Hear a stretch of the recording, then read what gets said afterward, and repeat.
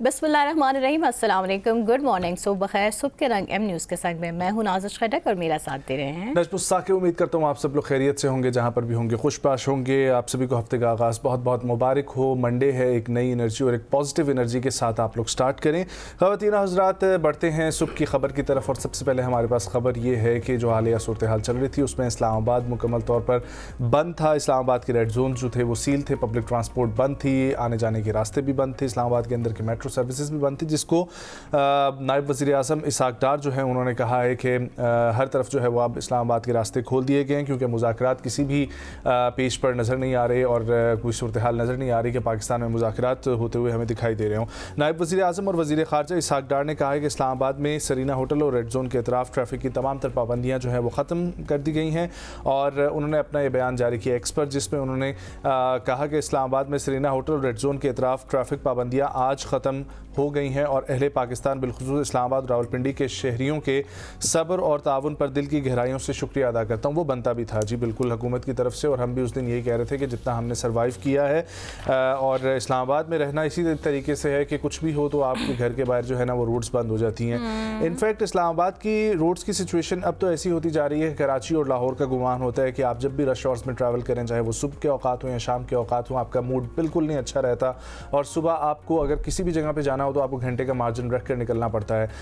बहाने ही बनाए जाते हैं कि आसपास पे जो है वो बन रही हैं मुख्तलिफ फ्लाईओवर्स और इस तरह की चीज़ें हैं, लेकिन ट्रैफिक की डाइवर्शन कितनी एक ही चेंज हो जाएगी जब वहाँ पर वो भी सिचुएशन बन जाएगी, क्योंकि जिसने ट्रैवल करना है हाईवे पर उसने ट्रैवल हाईवे पे करना है। उसका लेना देना कचहरी चौक से नहीं है जहाँ पर इस वक्त काम चल रहे हैं, उसका लेना देना पार्क रोड से नहीं है, जिसकी वजह से सबसे ज़्यादा ब्लॉकेज जो इस वक्त फैज़ाबाद में देखने में आते हैं। और वहाँ पर जो चौकी है उसकी वजह से बहुत दूर तक जो है वो रश देखने में आते हैं, जिसके ऊपर इस्लामाबाद ट्रैफिक पुलिस बिल्कुल नाकाम नज़र आती है। इस्लामाबाद ट्रैफिक पुलिस शाम को 4 बजे से लेकर रात 8 बजे तक जो है वो बिल्कुल नाकाम नज़र आती है, और सुबह 7 बजे से लेकर 10 बजे तक बिल्कुल नाकाम नज़र आती है। इस्लामाबाद ट्रैफिक पुलिस को इसके ऊपर गौर करना चाहिए। यहाँ के शहरी कितना सब्र करेंगे, रोज़ सब्र होता ही है। और आज की सुबह की अपडेट भी ये है कि तकरीबन 1.5-2 घंटे की लगातार जो है वो लाइन में लगने के बाद मैंने 20 किलोमीटर का पैच जो है वो कवर करके यहाँ पर मैं पहुँचा हूँ आज इस्लामाबाद के अंदर। तो ये सूरत हाल है। बिल्कुल ऐसा ही है। और जहाँ तक बात थी रास्ते बंद होने की, तो आई नो अ पर्सन जिनका एक्सटेंडेड रेड जोन में एक नया कैफ़े उसने खोला था, अभी 4 ही महीने हुए थे उसके बिज़नेस को। पिछले 10 दिन से उसका बिज़नेस बिल्कुल बंद पड़ा था, जिसकी वजह से अब उसको ये सोचना पड़ रहा है कि शायद उसे कैफ़े बंद कर देना चाहिए। ये देखेंगे ये लोगों की जिंदगी की सूरत, ये सोचेंगे उसने 4 महीने पहले अगर वहाँ पे कम से कम भी की हो तो 50 से 60 लाख रुपए की इन्वेस्टमेंट की होगी। अब उस इन्वेस्टमेंट का ना आगे कोई डेफिनेटली ख़रीदार होगा, और अगर होगा भी तो चलो कहीं देर पा मिल जाएगा, अदरवाइज उसे सारी चीज़ें नीलाम करनी होगी। सो उस बेचारे को कितना ज़्यादा लॉस हुआ। सो ये है एक्चुअल और ओरिजिनल सिचुएशन हमारे अवाम की इस वक्त के। सिर्फ और सिर्फ ब्लॉक्स जो होती हैं रोड्स, उससे कितना नुकसान हो रहा है आम अवाम को। आपको इसी हवाले से मज़ीद बताएं कि ईरान अमेरिका जंगबंदी अमन मुज़ाकरात के मामले पर 1 हफ्ते से ज़ायद अरसे तक जो है तमाम तर जनरल बस स्टैंड्स जो थे, जिसमें इंक्लूडिंग पीर वधाई, फैज़ाबाद समेत रावलपिंडी के मुख्तलिफ पब्लिक ट्रांसपोर्ट के अड्डे वो भी बंद रहे हैं। लेकिन इस अमन मुज़ाकरात के दूसरे मरहले के बाद हफ्ते की शब पब्लिक और गुड्स ट्रांसपोर्ट को जुड़वा शहरों में आमदोरफ्त की इजाज़त दे दी गई थी। ताहम पीर वधाई बस टर्मिनल समेत रावलपिंडी के अड्डों को पीर की सुबह यानी कि आज खोलने का ऐलान जो था वो किया गया था, और आज सुबह से ये एक्टिविटीज़ जो है वो शुरू हो गई हैं। और इसी हवाले से रात को ही ट्रांसपोर्ट यूनियन के अहदेदारान ने ट्रांसपोर्टर्स को अड्डे खुलने के पैगाम जो है वो अरसाल कर दिए थे। आगे बढ़ते हैं और जिक्र करते हैं वाइट हाउस के हवाले से, जहाँ पर आपने देखा ही कि पिछले 2 दिन से जो खबर गर्दिश करी है कि सालाना सहाफ़ती डिनर में फायरिंग हुई है और हमलावर के खिलाफ आज फ़र्द जुर्म आयद की जाएगी। अमरीकी सदर डोनाल्ड ट्रंप की मौजूदगी में वाशिंगटन DC में सालाना सहाफ़ती इशाइया था, जहाँ पर ये फायरिंग का वाक़या पेश आया और फौरी तौर पर Donald Trump, president and vice president JD Vance को जो है वो स्कॉट करके ले जाया गया। और कायम मकाम अमरीकी अटॉर्नी जनरल के मुताबिक इब्तदाई तहकीकात से ज़ाहिर होता है कि मुलजिम ने अकेले कार्रवाई की और वो इसी होटल में मुकीम था जहाँ तकरीब जारी थी। हुकाम का कहना है कि मुलजिम का मकसद हुकूमती शख्सियात को निशाना बनाना था, और वाकई में वहाँ पे बहुत बड़ी बड़ी शख्सियात मौजूद थी। कॉरेस्पॉन्डेंट्स डिनर था, किसी को एक्सपेक्टेशन भी नहीं थी। बट मैं वैसे ये सोचने में मजबूर हूँ कि आखिर इतनी सिक्योरिटी होने के बावजूद वो कैसे उस डिनर का हिस्सा बन सका। ये एक सवाल है जिसकी वजह से बहुत सारे लोग ये भी कह रहे हैं कि शायद it was pre planned may be something. But जो है वो हम नहीं जानते, तहकीकात के बाद ही सामने आ सकता है। लेकिन जो भी था बहरहाल वाक़या कोई अच्छा नहीं था। आगे बढ़ते हैं जी, आपको बताते हैं हुकूमती इदारों के 70 बैंक अकाउंट्स बंद, 300 अरब रुपए ख़जाने में मुंतकिल करने का फैसला किया गया है। पाकिस्तान ने बैनुल-अक़वामी मालियाती फ़ंड IMF के साथ मुआहदे के तहत हुकूमती इदारों के तकरीबन 70 बैंक अकाउंट्स बंद करने और उनमें मौजूद लगभग 300 अरब रुपए ख़जाने में मुंतकिल करने का फ़ैसला किया है। इक़दाम का मकसद सरकारी माली वसाइल को यकजा करना और कर्ज़ों की लागत में कमी लाना है। एग्जैक्टली। अब कौमी ख़जाने में ज़ाहिर है जो पैसे जाएंगे और बाकी दीगर अकाउंट्स बंद होंगे, सो हमारा ख़जाना भी भरा हुआ होना चाहिए। और इसकी वजह वैसे एक और भी हमारी स्ट्रेटजी है, जो आजकल पेट्रोल की कीमतों पे लोग बहस कर रहे हैं कि बहुत ज़्यादा हो गई हैं, और अगर अभी हमारे पास पेट्रोल की सहूलतें मौजूद है तो हम आवाम तक उसको क्यों नहीं पहुंचा रहे। सो ये भी इकोनॉमिस्ट की तरफ से कहा जा रहा है कि हुकूमत की अच्छी पॉलिसी होती है कि वो जो बेनिफिट हमें मिलता है, ठीक है, उस सब्सिडी को तक अगर हम आवाम तक पहुंचाएंगे तो हमारा कौमी ख़जाना जो है वो खसारे में जाएगा। सो बेहतर ये होता है कि हमें कौमी ख़जाने को थोड़ा सा बेहतर बनाया जाए और आवाम पर बेशक बोझ लागत किया जाए, बट उसमें फिर यही आता है कि आवाम ही टैक्स के पैसों से भी ख़जाना ही भरता है। बट एक सिचुएशन है जिससे हम जो है गुजर रहे हैं, बट अगर कौमी ख़जाना भी भर जाए तो भी वी आर एटलीस्ट हम उस बात पर भी खुश ही हैं। आगे बढ़ते हैं और जिक्र करते हैं कि जी सोने की कीमतें भी आसमान से बातें कर रही हैं, इसलिए तमाम तर ब्राइड्स ने अभी ये फैसला किया है कि अब हम नकली ज़ेवरात की तरफ जाएंगे और इसका रुझान बहुत बढ़ता हुआ नज़र आ रहा है। आर्टिफिशियली जो आपकी ज्वेलरी है उसका ख़ासतौर पे ब्राइड्स के लिए। तो और जनूबी एशिया में इस वक्त सोने की कीमतों में होशरुबा इजाफा देखने में आ रहा है, और सोने की कीमतों में इजाफे के बाद से दुल्हनें अब नकली ज़ेवरात पर माइल हो गई हैं। और दूसरी जानिब 1 ग्राम गोल्ड ज्वेलरी बतौर मुतबादिल तेज़ी से मकबूल हो रही है, और यूँ समझे कि मुतवसत तबके हिकमत अमली के लिए जो है ना वो उनकी नहीं बन सकती सोना ख़रीदने की, और वो तैयार हैं कि हम लोग आर्टिफिशियल की तरफ जाएं। जबकि पाकिस्तान, भारत और बांग्लादेश की अगर हम बात की जाए तो यहाँ पर सोने की ख़रीदारी में भी नुमाया कमी देखी गई है। हालांकि आपको पता ही है हमारी अम्माएँ और हमारे जो ख़वातीन हैं उनको शौक़ है बहुत ज़्यादा कि सोना हम लोग जो है वो जमा करें, एक तो इन्वेस्टमेंट पर्पज़ से भी और वैसे भी जो है ना वो पहनने का भी शौक़ जो है वो ख़वातीन को होता है। बिल्कुल, पहनने का शौक़ में रुझान जो है वो बहुत कम हो गया है। इनफैक्ट आजकल ख़वातीन जो है वो आर्टिफिशियल को ज़्यादा प्रेफर करती हैं, एक तो उसकी फिनिशिंग की वजह से भी। एग्जैक्टली, लेकिन वैसे नजम अगर देखा जाए ना तो आर्टिफिशियल भी आजकल बहुत महंगे हो गए हैं। सो अगर उसके बजाय हम कुछ ग्राम्स, क्योंकि बेसिकली जो गोल्ड का मकसद 80,000 रुपए का जो है वो एक आर्टिफिशियल सेट मिल रहा है। हाँ, 1.5 लाख में भी है। सो उससे बेहतर यही होता है कि बेशक आप एक कम मालियत की छोटी सी ही एक सोने की चीज़ ले लें, बिकॉज सोने का मकसद ये नहीं होता है कि आपने सिर्फ जो है ज़ेवरात की नुमाइश करनी है। वो बेसिकली एक औरत के लिए इसलिए होता है कि कल को खुदा न ख्वास्ता कोई मुसीबत आ जाए तो एटलीस्ट अगर उसके हस्बैंड की इतनी माली इस्तात ना हो तो वो ये जो गोल्ड होता है वो इसको इस्तेमाल करके या तो अपने हस्बैंड को कोई काम दिलवा दे या फिर कुछ हो जाए। सो ये बेसिकली उसके लिए एक ज़ख़ीरा अंदोज़ी होती है जो शादी के टाइम पे किया जाता है।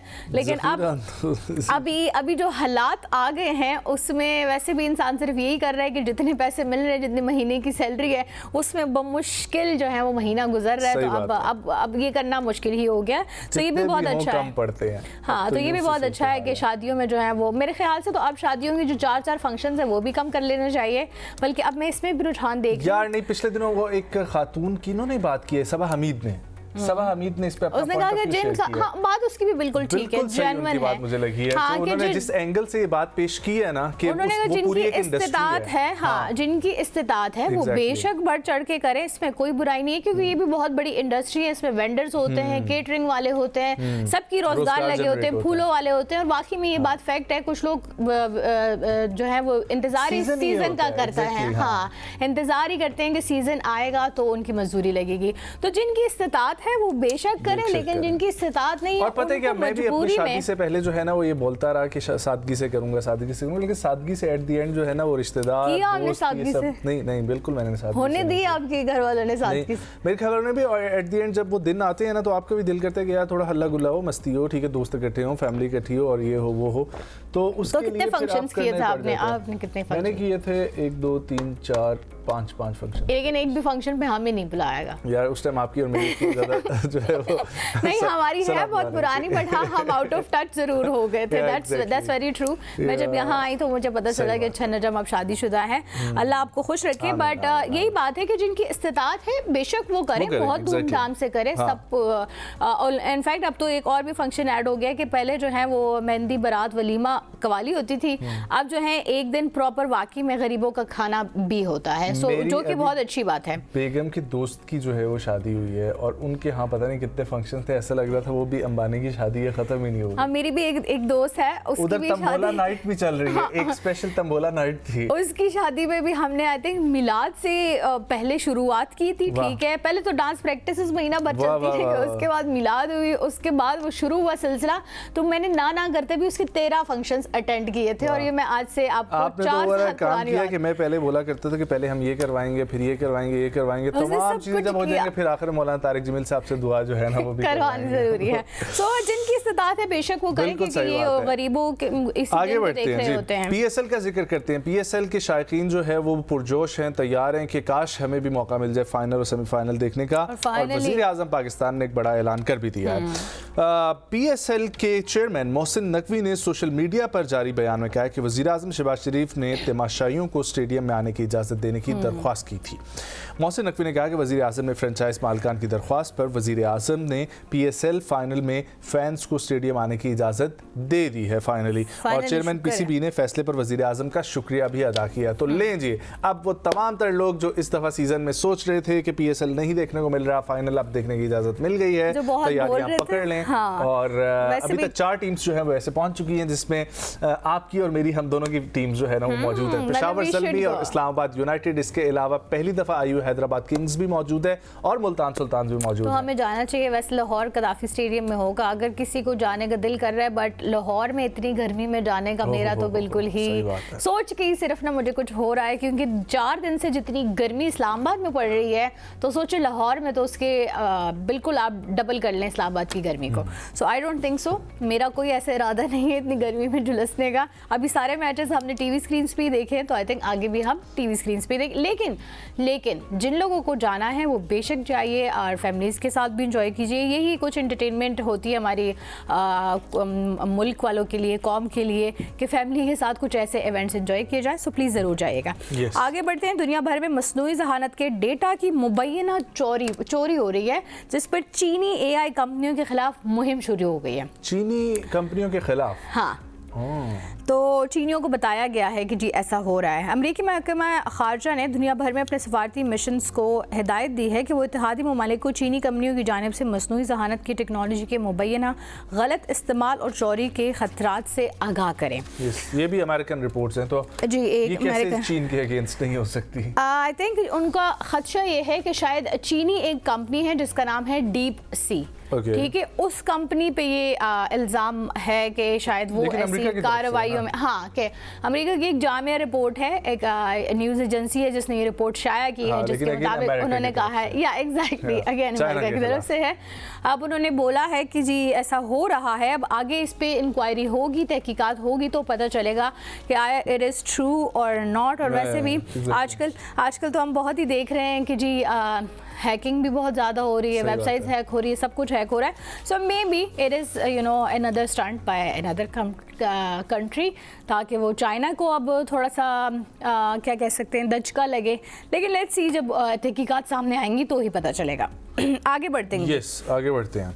और ये भी चीन के हवाले से हमारे पास खबर है, और चीन के हवाले से हमारे पास खबर है कि सबसे बड़ी स्नेक रिटेल चेन जो है, ठीक है, मिंग, ठीक है, उनके मिंग के नए स्नेक किंगडम, एक तो कितने मुश्किल जो है वो नाम लिखे हुए, स्नेक किंगडम ने दुनिया भर में 6500 से ज्यादा स्नेक कंपनीज को इकट्ठा करके गिनीज वर्ल्ड रिकॉर्ड जो है वो कायम कर दिया है। Snake companies, okay, snack companies, okay, I thought कि it's like snacks, no it's snack companies. 12,000 मुरब्बा मीटर का रकबा और मजमूई तौर पर 35,000 से ज्यादा स्नैक्स रखने वाले ये स्नैक किंगडम ने रवां माह अप्रैल में 17 तारीख को इफ्तिताह के मौके पर दुनिया के सबसे बड़े स्नैक स्टोर का गिनीज वर्ल्ड रिकॉर्ड जो है वो कायम कर दिया है। और आपको यहाँ पर दुनिया जहां के हर किस्म के जो है ना वो स्नैक्स मिल सकते हैं, और आप देख भी सकते हैं, क्योंकि 600 तो सिर्फ उन्होंने कंपनियां बैक वक्त जो है 6500, हाँ 6500 companies.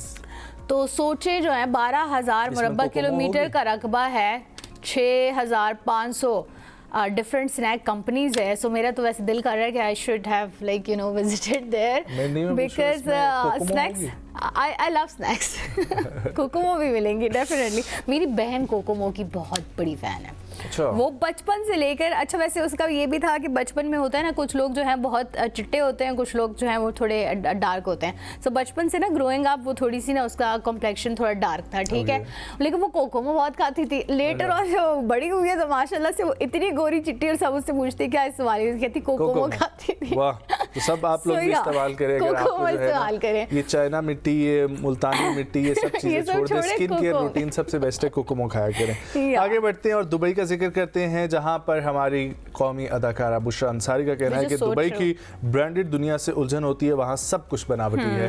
Which is so true, so true, so true. Luxury Dubai में जो है वो आपको बेशुमार देखने को मिल जाएगी, लेकिन सब फेक लग्जरी है, मैन मेड जो है वो वर्ल्ड है. और अदाकारा ने कहा कि मैं जब भी कभी दुबई जाती हूँ तो मुझे उलझन सी महसूस होने लगती है, और वहाँ हर चीज़ ब्रांडेड है, सड़कें ब्रांडेड है, लोगों के पास जो है वो हीरे लटक रहे होते हैं, सोने से वो जड़े हुए होते हैं. लेकिन शॉपिंग मॉल में जब आप जाएं तो बुर्का पहने हुए वाली खवातीन की आंखों पर मेकअप जो है ना, वहाँ तक जो है वो नजर आ रहा होता है, और उनकी पलकें भी जो है वो झूठी नजर आ रही है. बिल्कुल नहीं, नकली होती भी है उनकी. आजकल तो दुबई में मोस्टली ये ट्रेंड है, इतनी बड़ी बड़ी पलकें होती है ना, जो कि मैं आई थिंक किसी इवेंट में भी ना लगा सकूं. दुबई में ना जितने भी एस्थेटिक क्लिनिक्स रन हो रहे हैं और वहाँ पर जो भी खवातीन जा रही हैं, उसके बाद ना उनका एक ही किस्म का सांचा जो है, हाँ, तकरीबन सभी एक ही तरह की नजर आने लगती है. हाँ, लेकिन but this is very true कि हाँ दुबई में तकरीबन सब ही कुछ जो है ऐसे लगता है ब्रांडेड और आर्टिफिशियल है. ये तो है. और है भी तकरीबन वैसे ऐसा ही. लेकिन जितनी वहाँ पे महंगाई है, और उसी तरह महंगाई से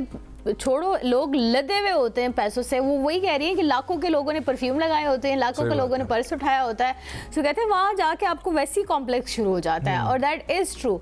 सो उनकी बात से हम भी मुतफिक हैं. लेकिन हमारा सेगमेंट जो है वो ख़त्म हुआ चाहता है. ब्रेक शामिल करेंगे, वापस आएंगे, कंटिन्यू करेंगे अपने प्रोग्राम. कहीं मत जाएं, हमारे साथ रहें.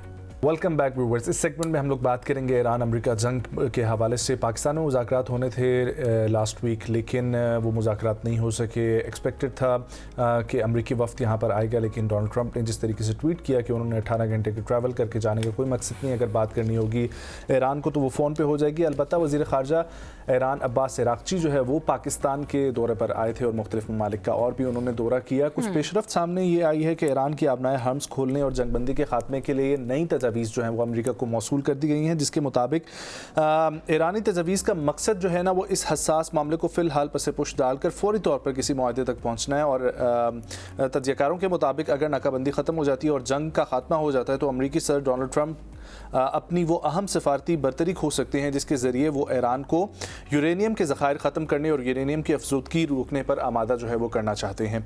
इसी के ऊपर मुख्तलिफ स्टेक होल्डर्स जो हैं वो इन्वॉल्व हैं, जिसमें चाइना एक बड़ा स्टेक होल्डर है. और आज हमारे साथ जो शख्सियत मौजूद हैं वो खुद चाइना से ताल्लुक़ रखते हैं, और वहीं से हमें वीडियो लिंक के ज़रिए ज्वाइन कर रहे हैं. माहिर बैनुल अक़वामी उमूर और ख़ासतौर पर चाइना के हवाले से हम उनसे बात करेंगे. हमारे साथ मौजूद हैं जनाब मोहम्मद ज़मीर असदी साहब. अस्सलाम वालेकुम ज़मीर साहब, बहुत शुक्रिया प्रोग्राम में शामिल होने के लिए. उम्मीद आप खैरियत से होंगे. ज़मीर साहब, इस वक्त की जो सूरत हाल आपको नज़र आ रही है, एक डेडलॉक का जो शिकार है, पाकिस्तान बड़ी कोशिशें कर रहा है, मुख्तलिफ स्टेक होल्डर्स इन्वॉल्व हैं, लेकिन इस वक्त मैं चाइना की जो है वो कोशिशों के हवाले से और चाइना में क्या इस मुद्दे को लेकर डिस्कशन चल रही हैं वो मैं जानना चाहूँगा. ये डेडलॉक जो है, जो कि सफारती बातचीत जो है वो भी इस वक्त डेडलॉक का शिकार है. कब ये मज़ीद कोई वर्स्ट सिनारियो केस जो है दोबारा डेवलप हो सकते हैं. तो इस सारी सूरत हाल में अगर हम जो है चीन के किरदार को देखें तो ये इस वक्त वाज़ेह होता है कि चीन, ख़ास तौर पर चीनी प्रेसिडेंट जो शी जिनपिंग हैं, उनकी क़यादत में ख़ुद को एक बड़ा ही मुतवाज़न जो है वो सालिस और एक मुआशी ताकत के तौर पे जो है वो पेश कर रहा है.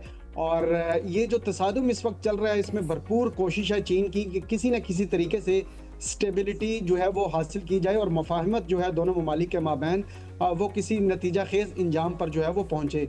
और चीन की जो पॉलिसी है बुनियादी तौर पर इस सारी कशीदगी के हवाले से वो सबसे पहले तो तरजीह ये दे रहे हैं कि अदम मुदाखलत की, कि अमेरिका और दीगर ममालिक जो हैं अमेरिका के साथ इस वक्त जो खड़े हुए नज़र आ रहे हैं, ख़ास तौर पर इसराइल जो कि एक बुनियादी एक्टर है ईरान के ख़िलाफ़ जो है तसादुम का, कशीदगी का और स्ट्राइक्स का, वो जो है वो सिलसिला मुकम्मल तौर पर बंद हो और सफारतकारी को जो है वो तरजीह दी जाए. ज़मीर साहब, ज़्यादा से ज़्यादा. जी. ज़मीर साहब ये फरमाइएगा कि ये जो दोनों मामलात हैं जिसकी वजह से डायलॉग जो है वो एक तातुल का शिकार हो रहे हैं, एक तो स्ट्रेट ऑफ हॉर्मुज़ और दूसरा यूरेनियम की अफसुदगी, इस पर चाइना का क्या स्टेक है? ईरान के पास जो है वो यूरेनियम या न्यूक जो है वो होना चाहिए, और दूसरी तरफ जो स्ट्रेट ऑफ हॉर्मुज़ है उसके ऊपर क्या राय है? देखिए, चीन की अभी तक की जो पॉलिसी हमारे सामने मौजूद है, चीनी वजारत ख़ारजा की जानिब से और रोज़ाना इस पे बात की जा रही है, चीनी प्रेसिडेंट की जानिब से भी जो मुख्तलिफ इस वक्त डेलीगेट्स पिछले 10 से 15 दिनों में जिन्होंने विज़िट किया, उसमें यूरोपीय रहनुमा भी शामिल हैं, अफ्रीकी रहनुमा भी शामिल हैं, मिडल ईस्ट के डेलीगेट्स ने भी यहाँ विज़िट किया और चीनी सदर से मुलाकात की। उसमें चीन का सबसे जो बुनियादी नुक्ता है इस वक्त, इस जो ओपिनियन है इस जंग के हवाले से, वो ये है कि स्ट्रेट ऑफ हॉर्मुज़ का जो ब्लॉकेड है वो ख़त्म किया जाए। चीन किसी भी तरह ये नहीं चाहता कि दुनिया भर में जो इस वक्त एक पेट्रोलियम का एक क्राइसिस जो है वो उभरता जा रहा है, एलएनजी का क्राइसिस एक उभरता जा रहा है, वो क्राइसिस किसी ऐसी सूरत हाल को पहुंच जाए कि पूरी दुनिया में एक शटडाउन की या लॉकडाउन की सूरत हाल जो है वो नज़र आए और दुनिया के दीगर जो मुख्तलिफ ममालिक हैं वो किसी किस्म के मुआशी ब्रेकडाउन का शिकार हों। तो चीन की इस वक्त भरपूर ये कोशिश है कि ये जो नेवल ब्लॉकेड अमेरिका की तरफ से किया गया है या इसमें जो मुख्तलिफ दीगर रेजिस्टेंस जो है वो ब्लॉकेड के हवाले से सामने आ रही है, उनको किसी तरीके से कंट्रोल किया जाए और स्ट्रेट ऑफ हॉर्मुज़ को खुला रखा जाए। फिर डेफिनेटली स्ट्रेट ऑफ हॉर्मुज़ जो है वो एक ही सूरत में खुल सकती है जब अमेरिका जो है वो अपना नेवल ब्लॉकेड ख़त्म करे और अमेरिका और इसराइल जो है वो ईरान के खिलाफ अपने जो स्ट्राइक्स हैं, अपने जो उनको मुकम्मल तौर पे जो है वो बंद कर दे और ये सीज़ फायर जो है ये किसी परमानेंट जो है वो जंग बंदी की तरफ चला जाए। तो स्ट्रेट ऑफ हॉर्मुज़ के मामले हवाले से चीन का वाज़ेह मौक़िफ़ है कि इसको खुला रहना चाहिए। जो तिजारत है, जो मईशत है, वो किसी भी तरह मुतासिर नहीं होनी चाहिए, क्योंकि इसका जो बुनियादी असर है, ज़मीर साहब, जो सबसे स्ट्रेट ऑफ हॉर्मुज़ जो है ये कहा जाता है कि अमेरिका का स्ट्रेट ऑफ हॉर्मुज़ के ऊपर नेवल ब्लॉकेट लगाना और ये सारा प्रॉब्लम जो है स्ट्रेट ऑफ हॉर्मुज़ के मामले में डिस्टर्ब करना, ये चाइना के लिए बहुत नुकसानदेह है। तो इस हवाले से बताइएगा कि ये तिजारती हवाले से कितना अहम है चाइना के लिए स्ट्रेट ऑफ हॉर्मुज़? देखिए, चीन की जितना भी पेट्रोलियम का जो तरसील है या दीगर जो इकोनॉमिक एक्टिविटीज़ हैं, आल्दो चीन के पास स्ट्रेट ऑफ मलाका भी है, वहाँ से बड़ी ज़बरदस्त एक्टिविटी चीन की इकोनॉमिक जो है वो चल रही हैं। और ये जो स्ट्रेट ऑफ हॉर्मुज़ का मामला है पेट्रोलियम के हवाले से ख़ास तौर पर ये बड़ी एक अहमियत का हामिल है चीन के लिए, और यहाँ चीन का जो मुआशी किरदार है वो बहुत अहम है, ख़ास तौर पर ईरान के हवाले से और स्ट्रेट ऑफ हॉर्मुज़ के हवाले से, क्योंकि ईरान भी चीन को अपनी एक इक़्तिसादी जो है वो लाइफ लाइन समझता है। ईरान के जो पेट्रोल का जो बड़ा हिस्सा है वो चीन की तरफ जो है वो एक्सपोर्ट किया जाता है, क्योंकि जो दीगर ममालिक हैं वो ईरान के साथ जो है पेट्रोलियम की अपनी तरफ इंपोर्ट के हवाले से या इकोनॉमिक एक्टिविटीज़ के हवाले से, अमरीकी जो सैंक्शंस हैं उसके हवाले से वो जो थोड़े से थ्रेटन नज़र आते हैं। लेकिन चीन जो है वो किसी भी किस्म के आलमी दबाव को ईरान के हवाले से कबूल नहीं करता और ईरान के साथ अपनी जो एक्टिविटीज़ हैं उनको भरपूर अंदाज में जारी रखे हुए। अब अगर ये स्ट्रेट ऑफ हॉर्मुज़ का ब्लॉकेट जारी रहता है तो यकीनन डेफिनेटली अमेरिका जो है वो किसी तरीके से ये कोशिश करेगा कि चीन को किसी न किसी तरीके से इंगेज किया जाए इस कॉन्फ्लिक्ट में, जो कि चीन किसी भी तरह प्रैक्टिकली इस कॉन्फ्लिक्ट में इंगेज होता हुआ नज़र नहीं आता है। चाहे चीन के जो मुआशी जो है वो थोड़ा सा यहाँ पर इंटरेस्ट जो है वो हिट हो रहे हैं, लेकिन चीन हमें अभी भी बड़ा एक स्ट्रैटेजिक पेशेंस का मुजाहरा करता हुआ नज़र आ रहा है। और चीन की ये कोशिश है कि अमेरिका पर जो इनका लेवरेज है या ईरान पर जो इनका लेवरेज है उसको बेहतरीन तरीके से इस्तेमाल किया जाए और इस ब्लॉकेट को ख़त्म किया जाए और तेल खरीद कर और सरमायाकारी के ज़रिए जो है वो अपने जो है ईरान के साथ ताल्लुकात जो है उनको भी बरकरार रखे और अपनी आवाम को भी जो है वो रिलीफ जो है वो फ्राहम करता रहे। और इसके अलावा जो है दिलचस्प बात यह है कि चीन इस तनाज़े को एक मौके के तौर पे भी देख रहा है, क्योंकि वो अमेरिका की जारहाना पॉलिसी के मुकाबले में खुद को एक अमन पसंद और मुतवाज़न ताकत के तौर पे जो है वो पेश कर रहा है। और हमने ये देखा है कि अमेरिका की जितनी भी जो ईरान के ख़िलाफ़ एक्टिविटीज़ हैं या वेनेज़ुएला के ख़िलाफ़ जो पेट्रोलियम के क्राइसिस की वजह से अमेरिका ने वेनेज़ुएला के प्रेसिडेंट को भी पिक किया, किडनैप किया, उसमें भी चीन ने अपने आप को बड़ा एक बैलेंस्ड जो है वो इंटरनेशनल प्लेयर के तौर पे पेश किया और हमेशा से ये कोशिश करता रहा है कि ये जितने भी मामलात हैं ये अमन के ज़रिए और सफारतकारी के ज़रिए जो है वो हल किए जाएं। तो मेरा ख्याल है कि चीन मुकम्मल तौर पर इस वक्त जो है वो न्यूट्रल एक रोल प्ले कर रहा है, लेकिन स्ट्रेट ऑफ हॉर्मुज़ के हवाले से चीन का कंसर्न ज़रूर मौजूद है, क्योंकि अगर चीन जो है वो स्ट्रेट ऑफ हॉर्मुज़ की ब्लॉकेट ज़्यादा जारी रहती है तो चीन की एक्टिविटीज़ डेफिनेटली वो है वो हमें थोड़ी सी मुतासिर होती हुई नजर आती है। लेकिन ज़मीर साहब, डू यू थिंक, आप क्या कहते हैं कि चाइना इस वक्त पाकिस्तान जो किरदार अदा कर रहा है एज अ मीडिएटर के ये सिचुएशन जो है खित्ते में अमन कायम हो और इसको खुश असलूबी से सॉल्व किया जाए, उसमें चाइना पाकिस्तान की मदद कर रहा है, या फिर चाइना जो है वो डायरेक्टली इन कांटेक्ट है विद ईरान और वो उनको के साथ मुज़ाकरात में है कि वो जो है खत्ते में अमन की तरफ आए? क्या लगता है आपको कि पाकिस्तान की साथ वो मुज़ाकरात की टेबल पर लाने में हेल्प कर रहे हैं, या फिर वो डायरेक्ट कांटेक्ट में है ईरान के साथ? एक ये बताइएगा। दूसरा ये बताइएगा कि आपको कि नहीं लगता कि अगर चाइना जो है वो खुलकर सामने आएगा अमेरिका की पॉलिसीज़ के ख़िलाफ़ तो उसका बैकलैश आ सकता है चाइना को अमेरिका की तरफ से? देखिए, ये जो अमेरिका और ईरान की जो कशीदगी है, इसमें चीन का किरदार जो है वो नहायत अहम है और बड़ा एक बिल्कुल स्ट्रैटेजिक है। नौइयत का है।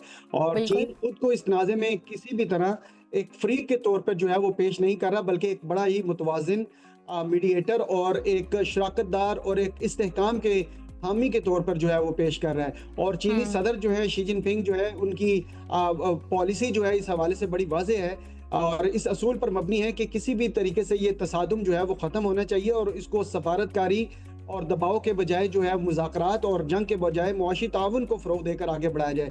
पाकिस्तान का जो इसमें रोल है, इसमें यकीनन चीन का जो सपोर्ट है पाकिस्तान को वो पहले दिन से हासिल है।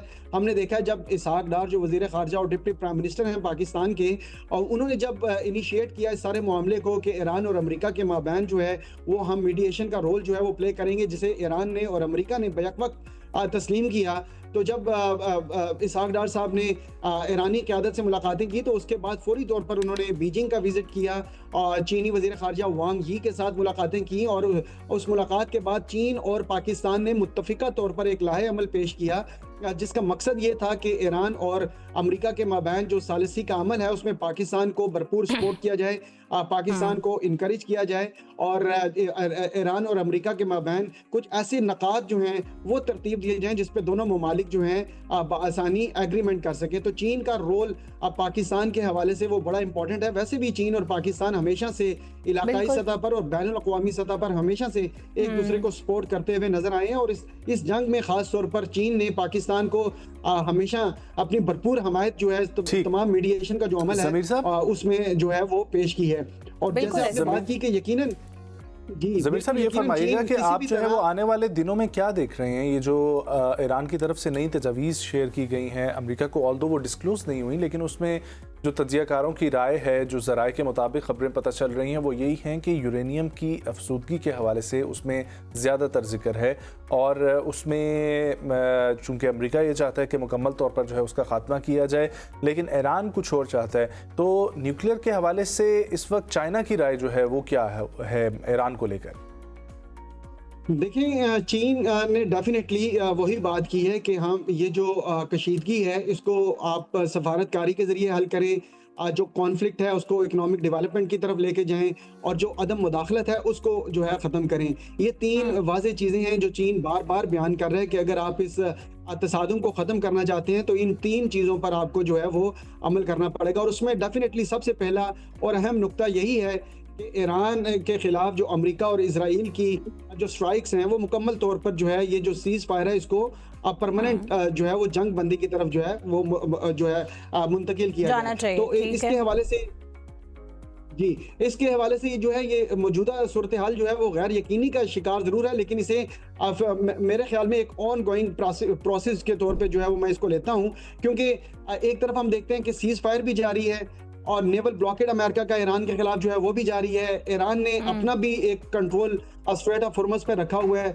और उसके अलावा सफारतकारी जो है वो भी जारी है ईरान और अमेरिका के माबैन पाकिस्तान के ज़रिए और कुछ दीगर ममालिक के ज़रिए। तो ये तमाम चीज़ें इस वक्त जो है ना बैक वक्त चल रही हैं, सीज़ फायर भी चल रहा है, सफारतकारी भी चल रही है, ब्लॉकेड भी चल रहा है। तो इसका मतलब है कि हमें कुछ पॉजिटिविटी की उम्मीद जो है वो रखनी चाहिए कि आने वाले दिनों में चीन और पाकिस्तान की सपोर्ट से और रशिया की सपोर्ट पे, रशिया भी इसमें बड़ा इंटरेस्ट शो कर रहा है, यूरेनियम की इनरिचमेंट के हवाले से जो ईरान में मौजूद है उसको भी उन्होंने शिफ्ट करने की जो है वो तजवीज़ दी है। आल्दो उस पर किसी किस्म का कोई प्रैक्टिकल हमें अभी तक कोई लाहे अमल नजर नहीं आया, लेकिन लगता ये है कि जो ईरान की मौजूदा जो तजावीज़ अब जो पेश की गई हैं ये कुछ ना कुछ इसमें डेवलपमेंट हो सकती है। लेकिन जब तक अमेरिका जो है ईरान के न्यूक्लियर प्रोग्राम के हवाले से कोई फ्लेक्सिबिलिटी, कोई लचक जो है वो शो नहीं करता, मेरा ख्याल है कि ये मामला ज़्यादा आगे नहीं बढ़ेगा। ईरान और अमेरिका को किसी न किसी लाहे अमल पे मुत्तफिक होना पड़ेगा। जैसे 2015 में वो जॉइंट कॉम्प्रिहेंसिव प्लान, एक उस वक्त ओबामा प्रेसिडेंट थे तो ईरान के साथ एक डील एक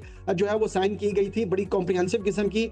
इसी तरह ऑल्दो ट्रंप जो है वो चाहते तो जरूर है कि ईरान के साथ कोई डील जो है वो साइन की जाए, बड़ी एक ब्रॉडन डील हो जो कि आने वाले सालों पर मुश्तमिल हो और ईरान और अमेरिका के जो डिप्लोमेटिक रिलेशन है उसको वो डिफाइन करे। लेकिन उस डील के लिए अमेरिका को कुछ ना कुछ फ्लेक्सिबिलिटी ईरान के लिए शो करनी पड़ेगी, खास तौर पर उनके न्यूक्लियर प्रोग्राम के लिए और यूरेनियम इनरिचमेंट के लिए। क्योंकि ज़मीन साहब, फ्लेक्सिबिलिटी की आपने बात की, आपको क्या लगता है जो मुज़ाकरात इतने डिले का शिकार हो रहे हैं, हालांकि पाकिस्तान अपना किरदार अदा कर रहा है, चाइना भी अपना किरदार अदा कर रहा है, इवन रशिया भी इन बिटवीन जो है चाह रहा है कि खित्ते में अमन कायम हो, लेकिन हमें ये भी पता है कि ईरान भी चाहता है कि अमन कायम हो और अमेरिका भी चाहता है, लेकिन किसी न किसी वजूहात की बिना पर दोनों एक पेज पे आ नहीं पाते। तो आपको क्या लगता है इस वक्त गलती पर कौन है, ईरान है या फिर यूएस है? कौन जो है वो हटदर्मी दिखा रहा है बजाय इसके कि वो एग्री कर जाए, जो कि दोनों चाहते भी हैं लेकिन वो इसका बरमला इजहार नहीं कर रहे हैं? देखें, ये जो सूरत हाल है ना ईरान और अमेरिका के माबैन, एक तो हमें पहले ये देखना पड़ेगा कि ये इनका तकरीबन 40 से 50 साल का डेडलॉक है। दोनों ममालिक ने कभी भी आला सतह लेवल पर इस तरीके से बातचीत नहीं की। जैसे पाकिस्तान ने मीडिएट किया तो अमेरिकी नायब सदर पाकिस्तान आए और ईरान का भी एक आला सतह का जो वफद था, स्पीकर उनके कालिबाफ जो हैं उनकी क़यादत में पाकिस्तान आया और अमेरिकी क़यादत के सामने ये बैठे। सबसे पहले तो हमें ये देखना पड़ेगा कि इनके माबैन जो हॉस्टिलिटी है वो कोई मतलब ये है कि 1 साल 2 साल 5 साल या 10 साल की नहीं है, ये 4 और 5 डेकेड्स पर मुश्तमिल है। ये हॉस्टिलिटी जिस तरीके से डेवलप हुई, जिस तरीके से ईरान में अमेरिका के बारे में सेंटीमेंट है और जो अमेरिका में और इसराइल में ईरान के बारे में सेंटीमेंट है, वो इसको एक सिविलाइजेशन को वाइप आउट करने की बात तक की अमेरिकी सदर ने। तो ये जो एक दूसरे के दरमियान आप एतमाद की कमी है, ट्रस्ट की कमी है, उसको यकीनन ओवरकम करते हुए थोड़ा सा टाइम लगेगा। उसमें दोनों ममालिक को इस बात की समझ जरूर मौजूद है, लेकिन मसला ये है कि जो डोनाल्ड ट्रंप साहब हैं उन्होंने ईरान के खिलाफ इस जंग का जो आगाज़ किया है, उनकी प्रेडिक्टेबिलिटी, उनकी इंटेलिजेंस एजेंसीज की इंफॉर्मेशन जो उनके पास मौजूद थी, या जो इसराइली प्राइम मिनिस्टर नेतन्याहू हैं जो उन्होंने उनको गाइड किया, वो ये था कि शायद हम जो है ईरानी जो सुप्रीम लीडर हैं अयतुल्लाह अली खामनेई, उनको हम जब निशाना बनाएंगे तो उसके बाद किसी तरीके का रजीम चेंज हो जाएगा, अवाम सड़कों पर आ जाएगी, एहतजाज होगा, हमारी अपनी मर्जी के मनपसंद लोग जो हैं वो पहलवी साहब जो वहाँ एग्जाइल में हैं, शायद हम उनको यहाँ इंपोर्ट करेंगे और एक नई क़यादत सामने आएगी। तो वो बिल्कुल एक प्लान ए ही उनके पास मौजूद था कि अयतुल्लाह अली खामनेई को शहीद करें और रजीम चेंज कर दें। इसके अलावा प्लान बी या प्लान सी, अभी तो देखें अमेरिकन जो कांग्रेस है वहाँ से आवाज़ें आ रही है, मुख्तलिफ सेनेटर्स बात कर रहे हैं कि ये आपके पास कौन सा ऐसा एक किस्म का गिदड़ सिंगी आपके पास मौजूद थी कि आपने एकदम आपने कहा जी कि ये काम करेंगे, उसके बाद रजीम चेंज होगा और मामलात सेटल हो जाएंगे। आपने प्लान बी और प्लान सी पर काम ही नहीं किया। अब डोनाल्ड ट्रंप जो है वो सिर्फ जी इस पर कमेंट कीजिएगा। आपने जो बात की कांग्रेस की ठीक है, सो वैसे भी ये पॉलिसी के मुताबिक है उनकी कि जब आपको किसी मुल्क पे हमला करना होता है तो आपको पहले जो है वो सारे फरीकैन से मुत्तहिद होके उस पर एक स्टेटमेंट लेनी पड़ती है कि वो एग्री कर रहे हैं कि नहीं कर रहे हैं। लेकिन इनफैक्ट इससे पहले भी हमने देखा वेनेजुएला पे जो अटैक हुआ था उसमें भी डोनाल्ड ट्रंप ने किसी से भी किसी को मलहूज़ खातिर नहीं रखा था, और इवन ईरान पे भी जो हमला किया गया है उसके बारे में भी यही खदशात हैं। सो क्या लगता है आपको कि उनकी अपनी हायरार्की जो है, अपना सिस्टम जो है वाइट हाउस का, उस पर ज़रा कमेंट कीजिएगा कि आखिर हर बार डोनाल्ड ट्रंप जो चाहते हैं पर्सनली, हाँ, जो उसका पर्सनल एजेंडा होता है वो उस पर अमल पैरा होते हैं, वो कर जाते हैं, और उनकी जो हुकूमत है, उनके जो अपोजिशन लीडर्स हैं वो कुछ नहीं कर पाते हैं। क्या वजूहात नज़र आती हैं इसकी? नेतन्याहू इसमें एक रोल जो है हम ये भी कह सकते हैं कि इजराइल भी प्ले कर रहा है। डेफिनेटली अमेरिकी जो हम सब जानते हैं पूरी दुनिया में, ये एक क्या कहते हैं कि एक ओपन सीक्रेट है, ये खुली किताब की तरह मौजूद है कि इजरायली जो क़यादत है उनका अमेरिकी इस्टेब्लिशमेंट पे बड़ा एक गहरा असर है। और इस ईरान जंग के बाद बहुत मुतादिद मरतबा अमेरिकन जो इंडिपेंडेंट स्कॉलर्स भी हैं, जो सैनेटर्स भी हैं, जो फॉर्मर मिनिस्टर्स हैं अमेरिका के, उन्होंने ये बताया है कि गुज़िश्ता 25 से 30 सालों में इसराइली क़यादत ये कोशिश करती रही, हर अमेरिकन प्रेसिडेंट के पास आई कि किसी न किसी तरीके से ईरान पर जो है अमेरिका के साथ मिलकर स्ट्राइक किया जाए, लेकिन हर प्रेसिडेंट जो है अमेरिकी जो इजरायली क़यादत की तरफ से बातचीत इस तरह की आती थी ईरान पे स्ट्राइक करने की, उनको वो रिजेक्ट करते रहे। लेकिन डोनाल्ड ट्रंप जो है, जो कि नेतन्याहू को अपना ज़ाती दोस्त डिक्लेयर करते हैं, वो किसी तरीके से इसको रिजेक्ट नहीं कर सके और उन्होंने इसराइल के साथ मिलकर जो है वो ईरान पे स्ट्राइक कर दिया, जो कि अब तक हमें नजर आ रहा है कि अमेरिकी ख्वाहिशात और उनकी इमा के मुताबिक नहीं हो सका। जहां तक आपने बात की कि अमेरिकी सदर को यकीनन कांग्रेस से अप्रूवल लेना पड़ता है, लेकिन अमेरिकी सदर के जो इख्तियारात हैं उन्हें बहुत ज़्यादा डिस्क्रिशंस हासिल हैं और वो किसी भी तरह नेशनल सिक्योरिटी का मामला डिक्लेयर करके कि किसी भी मुल्क से हमें थ्रेट है, उसको नेशनल सिक्योरिटी का मामला डिक्लेयर करके उसको स्ट्राइक कर सकते हैं। और उसके लिए उन्हें इनिशियल जो 90 से 100 डेज हैं उसके लिए उनको ये इख्तियार मिलता है कि आप किसी भी किस्म का थ्रेट जो अगर आप समझते हैं कि अमेरिकी अवाम को या अमेरिकी रियासत को अगर कहीं से भी इमर्ज हो रहा है तो आप फौरी तौर पे उसको जो है वो स्ट्राइक कर सकते हैं, उसको काउंटर कर सकते हैं। लेकिन उसके बाद 100 डेज के बाद आपको कांग्रेस से अप्रूवल लेना पड़ता है। अब हुआ ये है कि 2 हफ्ते पहले भी एक करारदाद आई वहां पर अमेरिका में ईरान जंग के हवाले से, उसको रोकने के हवाले से, इसकी फंडिंग के हवाले से। तो उस करारदाद को क्योंकि रिपब्लिकन्स का वहां पे अभी होल्ड है तो उसको रिजेक्ट कर दिया गया और अमेरिकी सदर को ये इख्तियार दिया गया कि आप जो अभी ये जंग जारी है उसको आप जारी रखें। लेकिन अब जो 100 डेज अगर इसके मुकम्मल होते हैं किसी भी तरीके से, अगर उससे पहले ये जंग खत्म नहीं होती तो उनको फिर बाकायदा एक अप्रूवल लेनी पड़ेगी जिसमें रिपब्लिकन्स का और दूसरी जो दीगर पार्टी है उसका कांग्रेस में बड़ा रोल होगा और वो इसको मुकम्मल तौर पे एनालाइज करेंगे कि इस सारी जंग में अमेरिका ने अभी तक के किस किस्म का उनको मिलिटारीली जो है वो नुकसान हुआ है और इकोनॉमिकली नुकसान हुआ। और जो सबसे ज्यादा इकोनॉमिकली और मिलिटारीली से ज्यादा नुकसान अमेरिका को जो हो रहा है वो उनकी रेपुटेशन का है। जो इनकी डिप्लोमेटिक इन्फ्लुएंस पूरी दुनिया में जो इस वक्त बिखर रहा है वो हमारे सामने है कि यूरोप जो है वो उनसे दूर हो चुका है। यूरोप को हमेशा ये समझा जाता था कि वो अमेरिका के पपेट्स और उनकी कॉलोनी के तौर पे जो है वो बिहेव करते हैं और अमेरिकन जितनी भी डिप्लोमेटिक या अग्रेसिव जितनी भी पॉलिसीज है पूरी दुनिया में अमेरिका जिनको लागू करना चाहता है तो यूरोप आंख बंद करके उनके साथ जाता है। तो लेकिन इस दफा यूरोप ने और नाटो ने मुकम्मल तौर पर इससे डिस्टेंस किया है। तो इसका मतलब ये है कि जहां इस जंग से पहले भी ये बात हो रही थी कि अमेरिका अपना इंटरनेशनल जो डिप्लोमेटिक इन्फ्लुएंस है, जो असर और रसूख है, उसको खो रहा है। तो यूरोप का जो एक डिस्टेंस करना है अमेरिका के साथ उस बात को साबित करता है कि अमेरिका अपना डिप्लोमेटिक इन्फ्लुएंस जो है वो इस जंग के बाद मुकम्मल खोता हुआ नजर आ रहा है। इसके अलावा मिडल ईस्ट में जो एक शेल्टर प्रोवाइड किया हुआ था, एक सो कॉल्ड शेल्टर के अगर किसी किस्म की किसी भी वक्त कोई जारियत होती है मिडल ईस्ट के खिलाफ या उनको किसी तरीके से स्ट्राइक किया जाता है किसी भी मुल्क की तरफ से तो उनको मुकम्मल एक शेल्टर प्रोवाइड किया जाएगा। वहां पर बेसिस मौजूद थे। तो वो भी एक थ्योरी जो थी, एक सो कॉल्ड वो भी अब अपनी जो है उसने अपना असर खो दिया है। इसका मतलब ये है कि दुनिया के जो बड़े खिते हैं यूरोप और मिडल ईस्ट, उसमें अमेरिका जो है अपनी डिप्लोमेटिक इन्फ्लुएंस और डिप्लोमेटिक रशन जो है वो खो चुका है। ज़मीर साहब, नेतन्याहू इसराइल के सबसे लॉन्गेस्ट प्राइम मिनिस्टर 30 साल तक उन्होंने सर्व किया, लेकिन इस वक्त की रिपोर्ट्स के मुताबिक जो आ रहे हैं इलेक्शंस, उनमें उनके 2 जो इत्तेहादी हैं और 2 साबिक वज़राए आज़म, उन्होंने कल प्रेस कॉन्फ्रेंस की और उन्होंने कहा कि इसराइल को अब अपना रुख जो है वो तब्दील करना होगा, हमने अपने मुस्तकबिल के बारे में सोचना है और नेतन्याहू से अलहदगी उन्होंने इख्तियार जो है वो की है। आपको लगता है कि ये कोई इम्पैक्ट डाल पाएगा और वहाँ पर इंटरनली सिचुएशन जो है, जो हमारे पास भी वीडियोज़ आती हैं कि इसराइली कौम जो है वो भी एहतजाज करती हुई हमें नज़र आती है, फ़लस्तीन के मामले पर भी नज़र आती थी और ईरान के मामले पर भी नज़र आती है। तो ये जो हुकूमत है वहाँ पर तब्दील होने का, उसके हवाले से आपको कोई चांसेस नज़र आते हैं अभी जो इलेक्शंस आ रहे हैं उनमें?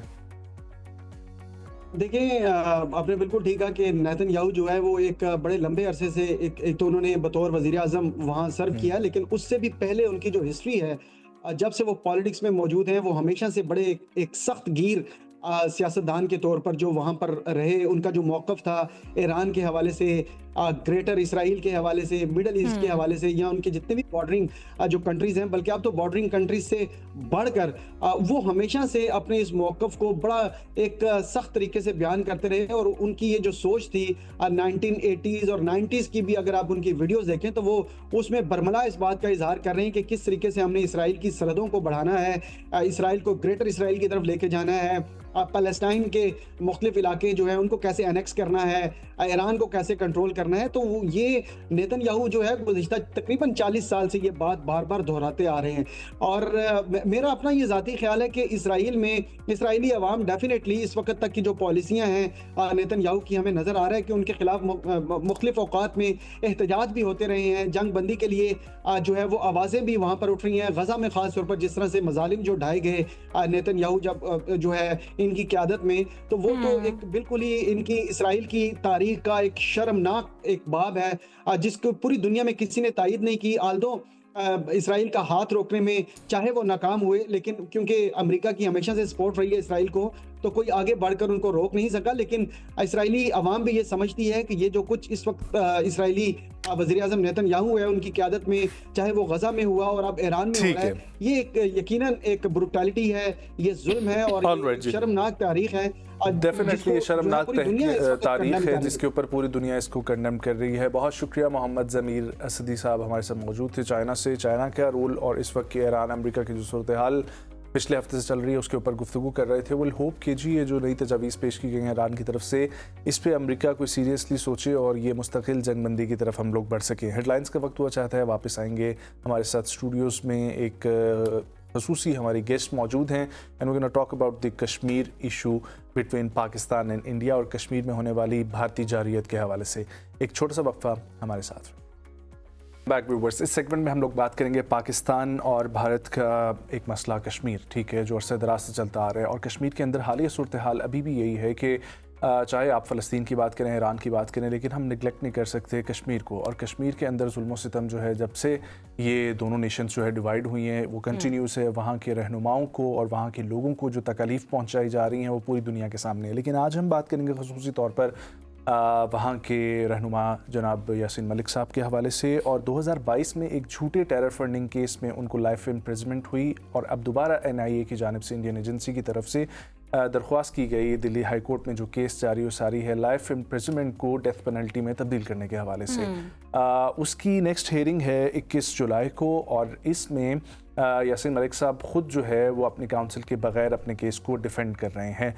अब ये केस किस रुख पे जाके जो है वो सूरत हाल इख्तियार कर सकता है, पाकिस्तान में इस हवाले से मुहिम भी जारी व सारी है। और पाकिस्तान में कश्मीर का कोई भी मसला हो, आप लोग एक शख्सियत को सबसे आगे फ्रंट फुट पर पाते हैं। पाकिस्तान की बेटी हैं, कश्मीर की बेटियां आज हमारे साथ स्टूडियो में मौजूद हैं। वी हैव विद अस मोहतरमा मिशाल मलिक साहिबा। अस्सलाम वालेकुम, thank you so much for joining. खैरियत से हैं आप? ठीक, आप खैरियत। मलिक साहिबा, सबसे पहले तो ये बताइएगा कि इस वक्त आपकी पर्सनल और प्रोफेशनल लाइफ में हो क्या रहा है? Like what are your daily activities? Daily activities ओढ़ना बिछोड़ना इस Kashmir, because I am married to the cause और एक लव मैरिज थी और मैं समझती हूँ वो एक बहाना था अल्लाह की तरफ से। आई थिंक कश्मीरियों के लिए एक एज अ पाकिस्तानी एक ट्रिब्यूट ही आपका हम सबका, the way we feel for them. तो ये एक ऑन गोइंग स्ट्रगल है। इसमें आई थिंक जितना भी कोई भी हिस्सा डाले, आप डालें मैं डालूँ, आई थिंक वो कम है जब तक कि उस मिशन को हम अचीव नहीं करते। और इतने साल गुजरने के बाद अब आज आप क्या फील करती हैं? आई थिंक बहुत क्या, how can I just encapsulate it in few words? It's just it's been a Herculean task, this life, a very roller coaster, but I think life is so short हम सब की अगर देखा जाए, but अगर अल्लाह आपको इतनी मौका दे या आपको किसी कंट्रीब्यूट करने का, क्योंकि हम सबको मौका मिलता है, बट आई थिंक डेस्टिनी थी कि अल्लाह ने मुझे इसके लिए चुना, एक तहरीक के लिए। और मेरी कभी वहमो गुमान में भी नहीं था कि अल्लाह ने इतने मुश्किल मिशन के अंदर शायद मेरा भी कोई छोटा मोटा रोल होता।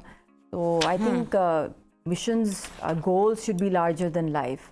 और आई थिंक कश्मीर से बड़ा कोई मिशन नहीं है इस दौर, इस सदी का, कश्मीर और पैलेस्टाइन। तो इंसानियत जहाँ पे जिसका जेनोसाइड हो रहा है सबसे ज़्यादा, और हक और बातिल की जो जंग है, चाहे वो नेतन्याहू है चाहे वो मोदी है। और अब तो पूरी दुनिया ने देख लिया है मदरलैंड फादरलैंड का जो नेक्सस था जो कितना पुराना है, वो खुल के। और उसके बाद हमने ईरान की जो जंग हुई और जो कश्मीर में वो कर रहे हैं पैलेस्टाइन में, तो द वर्ल्ड नोज़ कि दुनिया में सबसे बड़े एनिमीज कौन है और उनके साथ फोर फ्रंट पे किन की टक्कर है। Exactly. तो उसमें अगर कोई छोटा रोल भी आ जाए, कोई बड़ा रोल भी आ जाए, I think we are blessed. और Pakistan is like a lawyer for the cause. तो आई थिंक एक बहुत बड़ी आई थिंक रिस्पॉन्सिबिलिटी भी है हम सबके ऊपर। I'm sure definitely it is. But ma'am, let's talk about Yasin Malik साहब.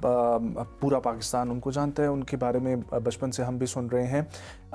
ज़रा थोड़ा सा अगर आप इस केस का पर्सपेक्टिव जो है वो देना चाहें तो प्लीज़ उस हवाले से दीजिएगा कि 2022 तक ये केस पहुंचा और फिर लाइफ इम्प्रिजनमेंट होगी और फिर हम अब आज के हवाले से और आपकी अवामी राब्ता मुहिम के हवाले से बात करते हैं. वाज जब ये 5 अगस्त हुआ है 2019 को, उससे चंद महीने पहले यासीन साहब को इन्होंने अरेस्ट किया. आपको शायद याद होगा 27 फरवरी को न्यूक्लियर कोड्स एक्सचेंज हुए थे इंडिया एंड पाकिस्तान, जब पुलवामा का हुआ था.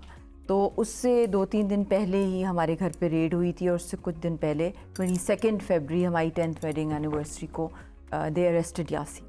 और फिर उसके बाद उनके ख़िलाफ़ ऊपा के तहत उनको अरेस्ट और PSA के तहत उनको अरेस्ट किया गया. ड्रैकोनियन जो लॉज हैं और ना कोई उसके अंदर कोई एविडेंसेस होते हैं, आपको they can pick you up from anywhere and they can put you behind bars for over 2 years और you don't even have counsel access.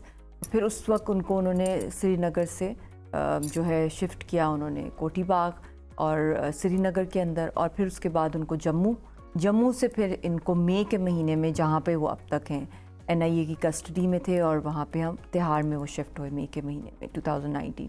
तब से ये उनकी चल रहे हैं केसेस, ये NIA के हैं टेरर फंडिंग के हवाले से. और मैंने आपको ऊपा की बात की है. तो बेसिकली इनका यही गोल था 5 अगस्त के बाद कि सारी जो हुर्रियत लीडरशिप है उन सबको एज टेररिस्ट डिक्लेयर कर दिया जाए, मूवमेंट पूरी को दहशतगर्दी के साथ करके, और फिर जो बैन लगा दिया जाए चाहे हुर्रियत के ऊपर, JKLF के ऊपर, ताकि जो पॉलिटिकल वॉइसेस हैं कश्मीरियों की वो सारी की सारी जो हैं पुश अगेंस्ट द वॉल कर दी जाए. और यही कसूर था यासीन साहब का, गिलानी साहब का भी यही कसूर था. उनकी शहादत भी हुई, आपको याद है, उसी दौर के अंदर, इन्हीं सालों के अंदर. और फिर उनको बैरी करने की भी इजाज़त नहीं की गई उनकी फैमिली को. फिर अशरफ सहराई साहब थे, उनके सक्सेसर थे, उनको जम्मू जेल के अंदर पॉइजन कर दिया गया. अभी रिसेंटली आसिया अंद्राबी साहिबा को भी लाइफ इम्प्रिजनमेंट पे ले गए हैं, फहमीदा सूफी साहिबा. तो यासीन साहब का मुकदमा, क्योंकि ये पायनियर थे आर्म रेजिस्टेंस के भी, ही स्टार्टेड बंदूक जो थी मुजाहिदीन की. फिर उसके बाद जब इंटरनेशनल इस्टेब्लिशमेंट ने इनको कन्विंस किया कि आप पुरअमन जद्दोजहद जिन्ना और गांधी की तरह स्टार्ट करें, तो ही शिफ्टेड टू दैट, तो the world will listen to the Kashmiris. उसके बाद से लेकर अब तक वो पुरअमन पर हैं. मगर अगर उनको हैंग कर दिया जाता तो नेचुरली मैसेज यूथ को क्या है, वो यही मैसेज है कि जो पुरअमन है वो रास्ता ठीक है, और इनका राइट है, वो उठा सकते हैं वेपन. बट क्योंकि नॉट जस्ट फॉर कश्मीर बल्कि पूरे रीजन का, क्योंकि एक वर्ल्ड का एक न्यूक्लियर फ्लैश पॉइंट वाहिद है. It's not even Iran and US, this is the nuclear flash point all over the world, the only one. तो अगर यहाँ पे मिलिटेंसी स्टार्ट होती है तो ये तो फिर 100% न्यूक्लियर की तरफ जाएगा मामला. तो इसलिए सबकी ग्लोबल जो आई थिंक इसके अंदर इम्पैक्ट हो सकता है इनकी हैंगिंग के साथ, और जो पीसफुल वॉइसेस हैं कश्मीर की, अगर उनको जो है इस तरह कत्ल कर दिया जाएगा जेलों में, तो इन लोगों का, नेतन्याहू का और मोदी का जो नेक्सस है, इसकी यही है कि जल्द से जल्द इन सबको वाइप आउट कर दिया. एग्जैक्टली मैं यही इसी पॉइंट की तरफ आने लगा था कि NIA का मकसद इनको वाइप आउट ही करना है, राइट. इसीलिए लाइफ इम्प्रिजनमेंट से काम नहीं बना तो अब डेथ पेनल्टी की तरफ लेकर जाया जा रहा है इस सिचुएशन को. सो अभी इस वक्त की ऑनगोइंग जो केस की कंडीशन है वो क्या है? कि ऑनगोइंग इस वक्त जो कंडीशन है, एक तो पहले इनके जजेस सारे कॉम्प्रोमाइज्ड हैं, चाहे वो उसके अंदर यस बिल्कुल ऐसा ही है. शैलेंद्र कौर भी एक हैं, फिर इनकी नवीन चावला भी हैं, फिर इसके अलावा जितने भी केसेस वहाँ पे इन द पास्ट चलते रहे, चाहे वो मकबूल भट्ट शहीद से लेके अफजल गुरु शहीद तक, जिनको तिहाड़ के अंदर फांसी दी गई और उनकी डेड बॉडीज़ तक वापस नहीं गई, उनको उधर ही बेरी किया गया. उसी डेथ सेल में यासीन साहब को भी रखा हुआ है. तो आई डोंट नो इनकी क्या प्लान्स हैं. इनके लिए तो कोई वो मैं समझती हूँ कि जुडिशल टेररिज्म तो इनके लिए it's a normal thing for them. और जब डिमांड की है, NIA गवर्नमेंट का इदारा है जिसने कोर्ट से डिमांड किया, जब 2 लाइफ इम्प्रिजनमेंट्स हुए यासीन साहब को, कि इनको फांसी दी जाए, तो उन्होंने कहा ये रेयरेस्ट ऑफ द रेयर में नहीं जाता, तो हम कैसे करें. मगर फिर भी आज तक वो वही ये कर रहे हैं. और अभी उन्होंने रिजॉइंडर दिया है यासीन साहब के एफिडेविट के रिस्पांस के अंदर, जो NIA ने इनको दिया है अभी पिछली हेयरिंग पे, क्योंकि जो उन्होंने यासीन साहब ने एक एफिडेविट, काफ़ी बड़ा वो एक डॉक्यूमेंट ऑफ हिस्ट्री है जो हम सबको पढ़ना चाहिए कि कहाँ यासीन साहब और हुर्रियत लीडरशिप ने जिस तरह अमन के लिए जो services the, international establishment, Pakistan on board था, इंडिया ऑन बोर्ड था, उसमें उन्होंने ये भी लिखा है कि 7 prime ministers of India officially engaged with him and the international world. तो कैसे जो है एक बंदा उसको अब आप इंडियन गवर्नमेंट अब कह रही है वो दहशतगर्द है, फिर तो वो 7 प्राइम मिनिस्टर्स जो इंडिया के थे ऑफिशियली जब पीस प्रोसेसेस होते थे उसके अंदर उन्होंने इंगेज किया। और इसी तरह अमेरिका वो गए यासीन साहब, he was the first Kashmiri leader जिनको अमेरिका के अंदर हाईएस्ट लेवल पे वेलकम किया गया जिस ज़माने में जनरल मुशर्रफ का पीस प्रोसेस चला। अभी भी मैं समझती हूँ कि जो इस वक्त की सूरत हाल है, जब तक कि इंटरनेशनल इस्टेब्लिशमेंट इंटरवीन नहीं करेगी, जब कारगिल के बाद उन्होंने किया क्लिंटन ने, और इस वक्त तो हमारे पास 2 मेजर प्लेयर्स हैं, चाइना भी है और अमेरिका भी है। इट्स नॉट जस्ट कि अमेरिका है, तो we have more hope because overall जो इन्वायरमेंट है फील्ड मार्शल साहब की भी, जो उनकी सर्विसेज हैं फॉर ग्लोबल पीस, और फिर जो हमने जंग जीती है कश्मीर पे लड़ी है ना, ये जो जंग जो असल बात है, पहलगाम में जो कुछ हुआ दहशतगर्दी इंडिया ने खुद कराई, तो आई थिंक जब तक हम इसको उस इंटरनेशनल प्रेशर से नहीं लेके जाएंगे, they can do anything with them, either in jail और in the courts. So true. But Mishal sahiba ये बताइए, देखिए 7 दहाइयों से हम देख रहे हैं इंटरनेशनल प्रेशर किसी न किसी तरह तो क्रिएट करने की कोशिश किया जाता है। हम यूएन के रेजोल्यूशंस की तरफ भी देखें तो वो भी पास जो हैं वो अकॉर्डिंग टू कश्मीरीज ही होते हैं कि उनका जो हक राय दही है उसको इस्तेमाल किया जा सकता है। बट स्टिल भारत जो है वो इस बात पे हटदर्मी दिखा रहा है कि वो किसी की नहीं सुन रहा और वो अपनी किया जा रहा है।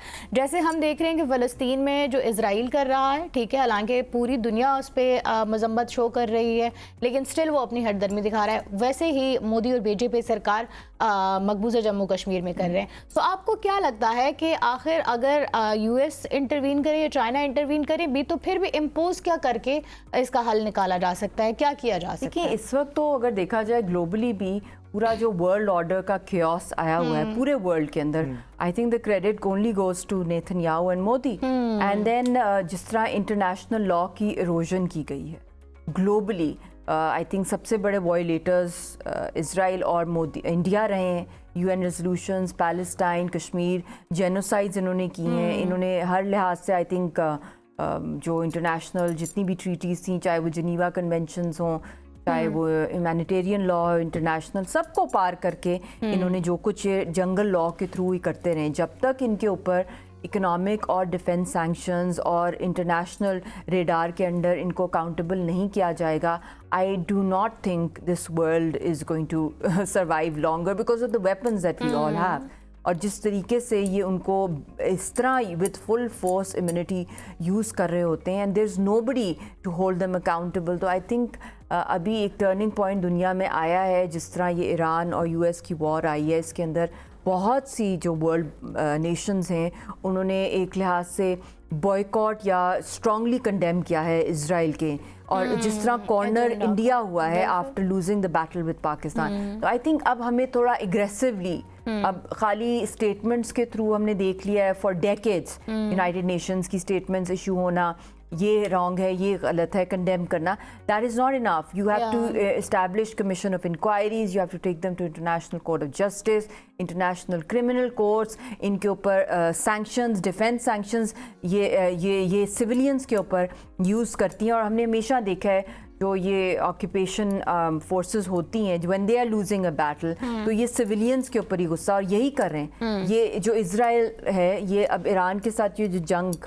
हारा ही है लिहाज से देखा जाए, जो इनका हाल हुआ है, तो अब वो सारा मलबा पैलेस्टीनियंस पे और भी डबल निकाल रहे हैं। और इसी तरह मोदी जो है, जब पहलगाम इसने किया है, खुद किया है इन लोगों ने जेडी वैंस के टाइम में, पहलगाम से पहले अगर आपको याद है उन्होंने पार्लियामेंट पे हमला भी खुद ही किया था, ठीक है। और इस तरह के बेतहाशा वाकयात जो भारत ने खुद रचाए, और उसका इल्जाम जो है उन्होंने और आदित्य राव जो है वो तो हमें खुद, मुझे बहुत हरास करता था दिल्ली के अंदर, जो इनका एक सो कॉल्ड जर्नलिस्ट है आरएसएस का, तो उसने कल उसका जो पॉडकास्ट सोशल मीडिया पे भी, मैंने ट्विटर पे भी देखा है, उसमें वो खुद एडमिशंस दे रहा है कि जो हमारे लाल किला पे हुआ तो within less than 24 hour जो है हम लोगों ने इस्लामाबाद हाई कोर्ट के अंदर और भी ज़्यादा लोग मार दिए। तो कहता है कि ये इधर उधर अगवानियों पे डाल रहे थे तो इन्होंने सही नाम नहीं लिया उसने अपने पॉडकास्ट। तो ये तो खुद इनके अपने लीडर्स, चाहे वो डोवल डॉक्ट्रिन हो, खुल के वो कहता है बलूचिस्तान में कश्मीर के अंदर वो ग्लोरीफाई करते हैं। अब मणिपुर में इनका हाल देख लें क्या हो रहा है। जिस तरह कॉर्नर वैसे भी अगर देखा जाए जितना भी ये जुल्म करें, but specially after this Iran war जो चल रही है यूएस के बाद, उसके बाद जो स्ट्रैट्स ऑफ हॉर्मस के बाद जो पूरी वर्ल्ड जो डिस्टेबलाइज हो गई हैं इकोनॉमीज, तो दे आर रियलाइजिंग कि ये जो कुछ मोदी वहाँ गया, इसने वहाँ पे क्या मंत्र पड़ा विद नेतन्याहू, जिसके बाद पूरी दुनिया के अंदर जो इसने आग एक भौचाल डाल दिया है। तो और बिल्कुल पीछे क्वाइटली बैठा हुआ है और सब यूथ स्पेक्टेटर की तो अब आई थिंक इसका भी स्पॉटलाइट अब इस पर भी आने वाली है और आ भी रही है। एक तो जेलसी बहुत ज़्यादा है, बट इक्वली जिस तरह पाकिस्तान को ये कोशिश करता था कि ये दहशतगर्द मुल्क है, इसको ब्लैक लिस्ट कराएं, कश्मीर की मूवमेंट दहशतगर्दी के साथ है। अब ये खुद जो इसका RSS का नेटवर्क है हमारे मुल्क में, इन्हीं दिनों में आप इमेजिन करें हमारे यहाँ पीस प्रोसेस चल रहा है और ये यहाँ पे टारगेट किलिंग पे लगे हुए हैं। हमारे कश्मीरियों को अपने टीवी पे बोल रहे हैं कि इनकी हम टारगेट किलिंग करेंगे। और उसके साथ साथ JD वैंस का जो प्लेन आया, तो आई थिंक इट्स इवन जो धमकियां इन्होंने ट्रंप को दी हैं, जिस तरह की इनके जनरल्स दे रहे हैं, ये धमकियां नहीं है, इनका बाकायदा एक पूरे वर्ल्ड में एक नेक्सस है जो वो ऑपरेट करता है और फ्रॉम डेकेड्स कर रहा है। और पाकिस्तान तो कब से ही कह रहा है। आई think this is the only way. अगर हम इनको ब्लैक लिस्ट फैटअप में नहीं लेके जाएंगे। मशाल साहब, अभी मेरे ख्याल से वहाँ की जो लोग खुद बात कर रहे हैं बीजेपी हुकूमत और बीजेपी सरकार के बारे में, मोदी के बारे में, ऐसा पहले हमें देखने में नहीं मिलता था, राइट? अब वहाँ की आवाम कह रही है कि हाँ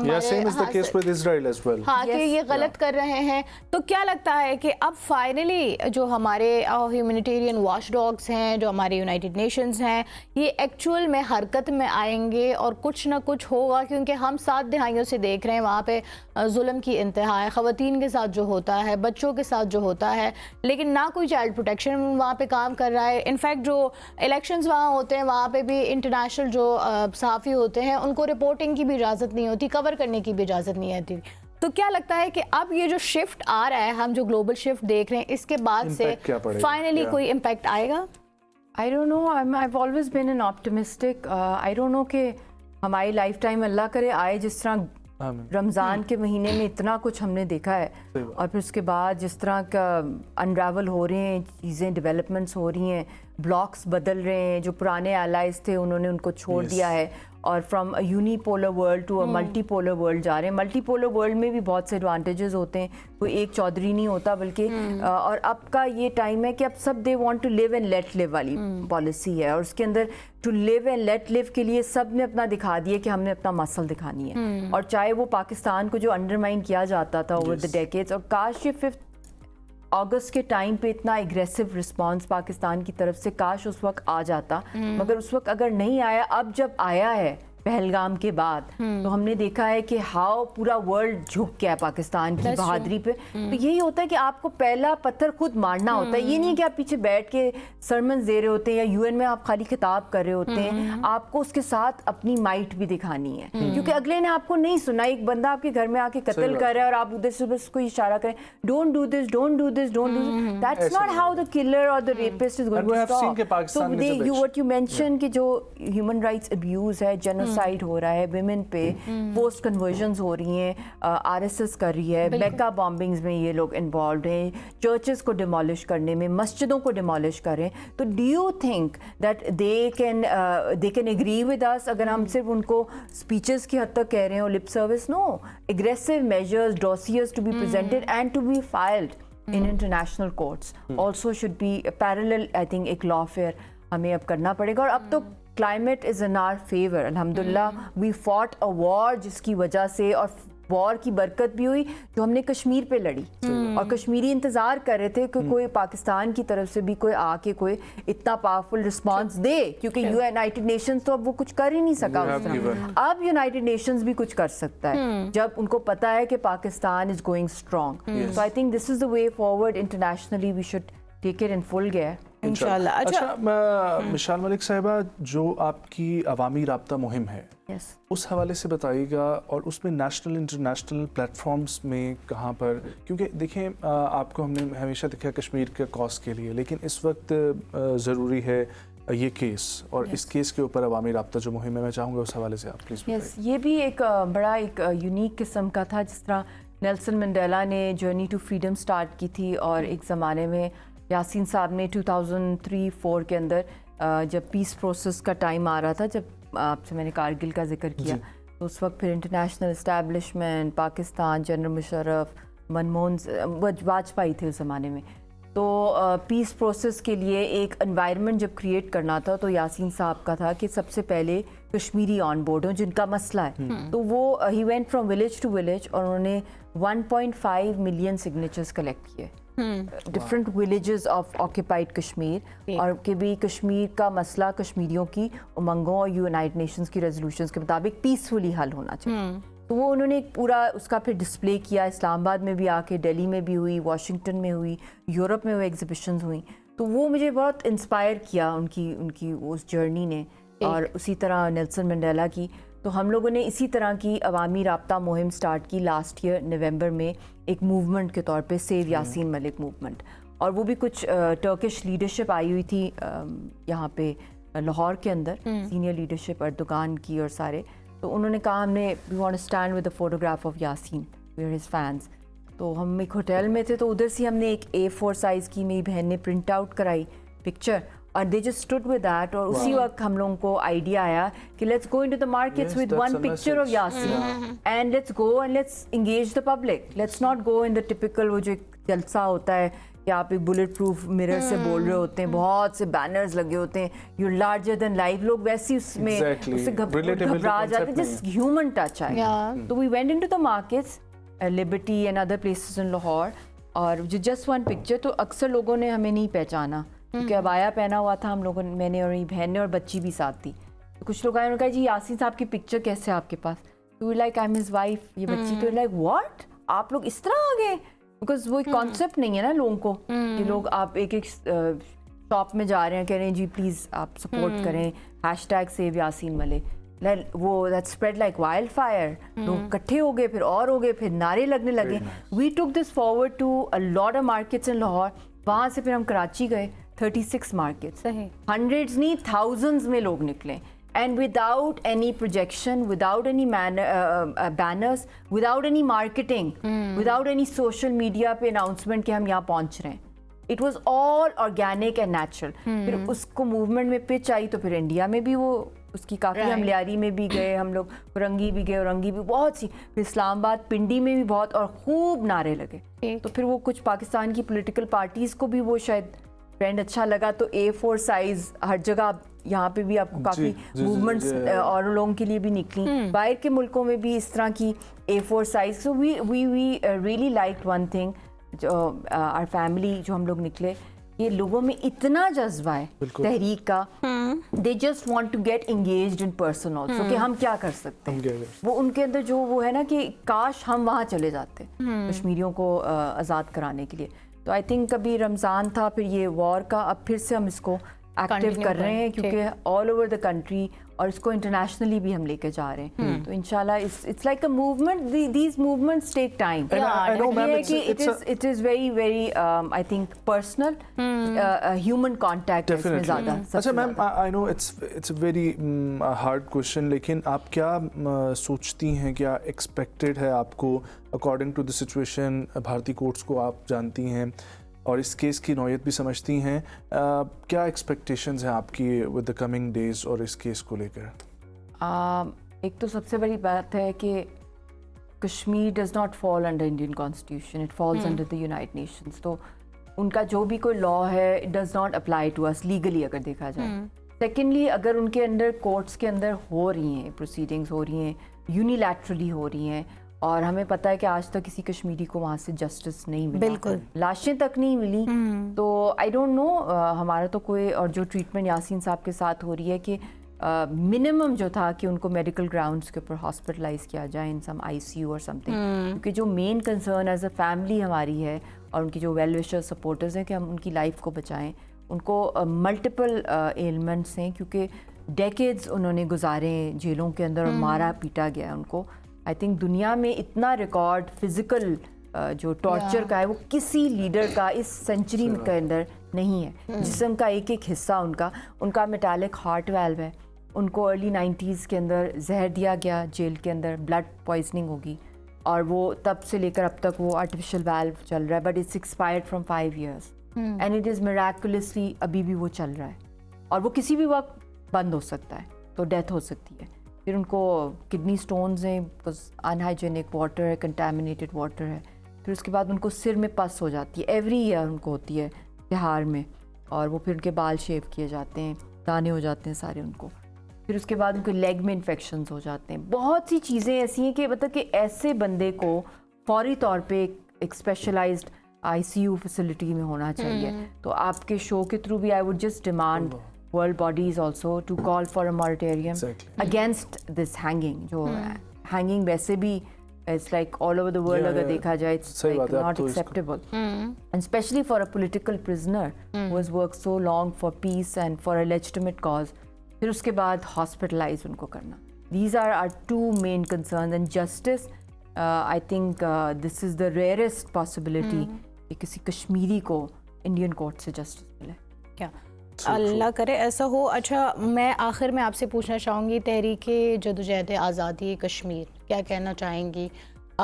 इन द रिसेंट पास्ट हमने देखा है जितने हुर्रियत रहनुमाओं को कत्ल किया गया है, जितने असातिज़ा को नज़रबंद किया गया है, जेलों में कैद रखा गया है, तलबा के साथ जो होता है, उसके बावजूद जो जदोजहद आज़ादी कश्मीर है उसने मज़ीद ज़ोर पकड़ा है। इस बारे में क्या कहना चाहते? देखिए, इनकी सबसे बड़ी आई थिंक ताकत ही हमारा ईमान भी है। किसी इस तरह की जो तहरीकें कश्मीर और पैलेस्टाइन की गैब की मदद होती है, और इसके अंदर शहीदों का जो खून है वो सबसे बड़ी ताकत है और ऑक्सीजन है इस तहरीक का। एंड वो ऐसी सैक्रिफाइसेस हैं कि वो इमॉर्टल कर देती हैं। वो आपको मतलब कि वो फारिग नहीं छोड़ती हैं आपको, कि आपको it transfers into the next generation. तो यही वो जज्बा है, और इसी जज्बे को तोड़ने की हर मुमकिन कोशिश हिंदुस्तान ने की है। अगर ये जज्बा खुदा न खास्ता टूट गया होता तो 5 अगस्त के बाद जो कहते हैं कि वहाँ से ख़बर नहीं आती, तो ये 10 लाख की जो फ़ौज वहाँ इन्होंने सजाई हुई है, एक तो वो सुसाइड खुद कर रहे होते हैं या मासूम लोगों को कत्ल कर रहे होते हैं, मार रहे होते हैं, तो वो $87 बिलियन ये मिनिमम उन पे स्पेंड ना कर रहे होते अगर ये तहरीक जो है वो दम तोड़ है। क्योंकि इनकी वो गुर्बत है, जो कोई भी वहाँ जाए, you ever been to India, तो आपको आइडिया हो कि पॉवर्टी क्या होती है। ना टॉयलेट्स हैं वहाँ पे, जिस तरह सड़कों पे लोग सो रहे होते हैं, और जो वहाँ का पानी है, जो वहाँ की अनएम्प्लॉयमेंट है, अगर इतनी गुर्बत है और इतना वो क्लैश है वहाँ पे, तो ये तो फिर पैसा वहाँ लगा रहे होते हैं, तो वो तो they could never conquer nor the Kashmiris, nor will they इंशाल्लाह। वेल, बहुत शुक्रिया मिसाल मलिक साहिबा आपका हमारे स्टूडियोज़ में आने के लिए। आपसे बात करके बहुत अच्छा लगा, एंड विल होप कि आपकी जितनी जद्दोजहद है यासीन मलिक साहब के लिए, कश्मीर कॉज के लिए, पाकिस्तान के लिए, अल्लाह उसको पाए तकमील तक पहुंचाए। एंड यू हैव सीन कि पाकिस्तान आपके साथ जो है वो खड़ा है, चाहे आवाम हो, चाहे जो है वो हमारे हुकाम हो, अस्करी या मिलिट्री जो है वो अस्करी या सियासी लीडरशिप हो। ख़वातीन हज़रात, at least what we can do, हम आवाज़ अपने अपने प्लेटफॉर्म्स पे तो उठा सकते हैं, और ख़ास तौर पर आप सब आजकल जो सोशल मीडिया यूज़ करते हैं, हम लोग मुख्तलिफ मुद्दों के ऊपर बोलते रहते हैं, बट आई थिंक कि इस वक्त कश्मीर और कश्मीर के अंदर यासीन मलिक साहब का जो मामला है उसके ऊपर पूरे पाकिस्तान को एक मुहिम चलानी चाहिए, क्योंकि इस वक्त दुनिया पाकिस्तान की बात सुन रही है, और यही वक्त है कि अगर हम अपने लोगों को और उन लोगों को ख़ास तौर पर जो इंसानों के लिए काम कर रहे हैं, उनकी जान को अगर किसी भी तरीके से बचा सकें। ख़वातीन हज़रात, एक छोटा सा वक्फा, हमारे साथ रहे, वापस आते हैं। Welcome back viewers. इस सेगमेंट में हम लोग बात करेंगे हेल्थ से रिलेटेड, और आज हम लोग इन्फेक्शियस डिजीज़ के ऊपर बात करेंगे, बिकॉज वर्ल्ड इम्यूनाइजेशन वीक हर साल अप्रैल के लास्ट वीक में मनाया जाता है, जो कि 24 से 30 अप्रैल तक जारी रहता है, और इस दफ़ा 24 से 30 अप्रैल तक ये जारी वसारी है। और इस दफ़ा जो इसकी मकसद है, जो 2026 का थीम है, वो है for every generation vaccine words, हर नस्ल के लिए वैक्सीन मौसर है। और ये इस बात पर जोर देता है कि वैक्सीन जो है वो लगवाना बहुत ज़्यादा ज़रूरी है, क्योंकि इससे जानें बचती हैं और सेहत के निज़ाम को मजबूत बनाने में एक अहम किरदार अदा करती हैं। जैसे जैसे वक्त बदलता जा रहा है, चाहे हम कोविड की बात करें या अब एक नॉर्मल फ्लू की भी बात करें, तो ये इन्फेक्शियस डिजीज़ जो होती हैं और इसके साथ साथ और भी बहुत सारी पैरेलल चीज़ें हैं जो वक्त के साथ साथ बढ़ती जा रही हैं, और हर बदलते साल के साथ साथ ये इन्फेक्शियस डिजीज़ में इजाफा हो रहा है, जो डॉक्टर्स के लिए भी एक टास्क बन रहा है और इसकी रेशो भी बढ़ती जा रही है। तो इसी के ऊपर बात करने के लिए हमें स्टूडियोज़ में ज्वाइन कर रही हैं असिस्टेंट मैनेजर हैं clinical pharmacy and infectious disease pharmacist हैं, और इस वक्त कंसल्टेंट फार्मास्यूटिकल के तौर पर शिफा इंटरनेशनल हॉस्पिटल के साथ काम कर रही हैं। वी हैव विद अस मोहतरमा सुंदस मारिया साहिबा। अस्सलाम वालेकुम। Thank you so much for joining. Sundas, खैरियत से आप ठीक हैं? I am good, thank you for having me. Thank you so much for coming. World immunization week, सबसे पहले तो हम इसके ऊपर बात करेंगे और वैक्सीन के इंपॉर्टेंस के हवाले से प्लीज़। ओके, सो हर साल जैसे कि आपने अभी बताया है कि हम इम्यूनाइजेशन वीक सेलिब्रेट करते हैं 24 से 30 अप्रैल, और हर साल इसका एक थीम होता है। तो इस साल का जो थीम है that is vaccines for every generation they work. तो जैसे कि नाम से पता चल रहा है कि हर जनरेशन में वैक्सीन्स का एक अहम किरदार है। हर नस्ल के लिए वैक्सीन मुअस्सर है। Exactly. That's your campaign. Okay. Yes. ठीक है। तो हमारा जो एक जनरल कॉन्सेप्ट है कि सिर्फ बच्चों में वैक्सीन्स बहुत ज़रूरी हैं, हिफाजती टीके बचपन में लगवाने ज़रूरी हैं, लेकिन जो लोग हैं, जो एडल्ट्स हैं, उनमें भी वैक्सीन्स जब एक सर्टेन एज की ऊपर आप जाते हैं, 60 इयर्स की जैसे बात करें, और कुछ ऐसी पॉपुलेशंस हैं जो कि हाई रिस्क पे हैं, जैसे डायबिटिक्स हैं, कैंसर के पेशेंट्स हैं, इसमें ट्रांसप्लांट रिसिपिएंट्स हैं, तो इनमें फिर कुव्वत मुदाफ़त वक्त के साथ साथ कम हो जाती है, तो they need vaccines as well. इसके अलावा प्रेगनेंसी में वैक्सीन्स का काफ़ी रोल है। तो पूरी तमाम जितनी भी जनरेशन्स हैं सब में वैक्सीन्स का रोल है। अच्छा, आप ये बताएं कि इन्फेक्शियस डिजीज़ क्या है? इन्फेक्शियस डिजीज़ वो है कि जैसे जरासीमों की वजह से जो बीमारियां हो रही हैं, इसमें वायरसेस भी हैं, इसमें फंगाई भी आ जाते हैं, इसमें बैक्टीरिया भी है। तो ये तमाम तो ये जो वायरल इन्फेक्शंस आजकल जो चल रहे होते हैं, मोस्ट कॉमनली हम सुनते हैं, ये सब इसी के अंडर ही आएंगे। बिल्कुल। तो इनकी बढ़ने की फिर रेशो जो ज़्यादा हो चुकी है उसकी वजह क्या होगी? अच्छा, इसमें वक्त के साथ साथ अगर मैं सिर्फ बैक्टीरिया की बात करूं तो बैक्टीरिया आपने शायद सुना होगा कि वक्त के साथ साथ रेजिस्टेंट होते जा रहे हैं, जिसको हम एंटी माइक्रोबियल रेजिस्टेंस कहते हैं। और इसके दो मेजर कंट्रीब्यूटर्स हैं। सबसे पहला है over use of antibiotics and the other one is miss use of antibiotics. So these two are the main How drivers. is the misuse? Misuse is when you are taking antibiotics जब वो recommended ही नहीं है। अच्छा, ये तो आपने बता दिया। मुझे ये जानना है, इम्यूनाइजेशन की हम बात करते हैं, इम्यूनिटी इस वक्त, अब जैसे मुझे देखें, मैं वैसे तो बहुत हेल्दी लग रही हूँ, बट 2 दिन से मेरे गले में भी दर्द है और मुझे ऐसे फील हो रहा है जैसे मेरे चेस्ट पे कोई बहुत हैवी चीज़ है, जैसे कोई इन्फेक्शन है, right? Also I do sound better, but मुझे उसकी वजह से 2 दिन से बुखार भी है। मैं जैसी बात कर रही हूँ तो मुझे गले में दर्द भी हो रहा है। अब वैसे मैं बहुत हेल्दी दिखती हूँ, मैं खाना भी घर का खाती हूँ, मैं बाहर की चीज़ें भी नहीं खाती। I try to have hygienic खाना और ये सब कुछ, बट स्टिल। तो ऐसे में आपको क्या लगता है कि what is the cause of कि जिसकी वजह से मुझे ये इन्फेक्शन हुआ? और डू यू थिंक कि मुझे जो है तो 3 दिन से पहले ही एंटीबायोटिक्स पे जाना चाहिए? मतलब if this is the case तो फिर एंटीबायोटिक्स का इस्तेमाल कितने दिन तक करना चाहिए? ओके, सो इसमें सेल्फ डायग्नोसिस तो बिल्कुल भी रिकमेंडेड नहीं है। आपने मुझे 2-3 सिम्टम्स बताए हैं, एक तो आपके थ्रोट से रिलेटेड है, दूसरा आपके मैदे से भी रिलेटेड है। तो it could be anything, it could be just a virus जो कि सबसाइड हो सकता है। सो इसमें वेट एंड वॉच की स्ट्रैटेजी भी होती है कि कुछ दिन देखें, if you are getting better then it's fine, आपकी अपनी इम्यूनिटी डेवलप हो जाती है। ठीक है। लेकिन कुछ अफराद ऐसे हैं जिनमें इम्यूनिटी बहुत वीक होती है आइदर, या फिर कोई ऐसा जानलेवा कोई वायरस हो सकता है जो कि फर्दर एक वर्स डिजीज़ में डेवलप हो सकता है। ठीक है।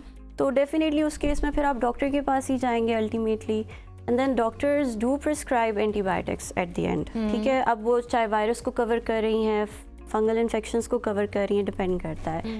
लेकिन क्या ही अच्छा होता अगर आपने वैक्सीन लगवा ली होती टाइमली, फ्लू वैक्सीन लगवा ली होती जब सीजन स्टार्ट होता है। Exactly, ये बताएं कि वैक्सीन्स की इम्पोर्टेंस क्या है और किस टाइम पे लगवानी चाहिए? टाइम। तो वैक्सीन की एक इम्पॉर्टेंस सबसे बड़ी तो मैंने आपको बताई, एंटीबायोटिक्स के यूज़ से आप बच जाएंगी। ठीक है। एंटीबायोटिक्स जैसे कि बैक्टीरिया रेजिस्टेंट हो रहे हैं, एंटीबायोटिक्स का जो असर है उन पे कम होता जा रहा है। ठीक है। तो एक ज़माने में अगर हम गला ख़राब होता था तो एमोक्सिल ऑगमेंटिन से काम चला लेते थे। अब एजिथ्रोमाइसिन को कुछ भी नहीं समझा जाता।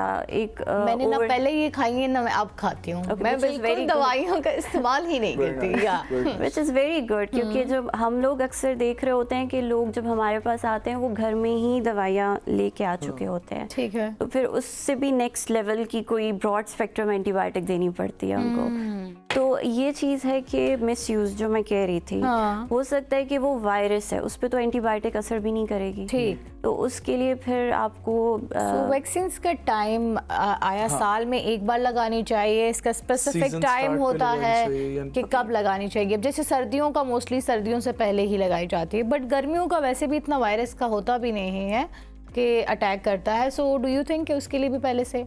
ये डिपेंड करता है। जैसे मैंने सिर्फ फ्लू की एग्जांपल दी है, so that is the only seasonal vaccine, ठीक है। इसके अलावा जो बाकी वैक्सीन्स हैं, जिससे कि निमोनिया की वैक्सीन है, वो अब जैसे आप हेल्दी हैं, आपको ज़रूरत नहीं है, वो या तो बचपन में लगेगी या 60 साल की उम्र के बाद लगेगी।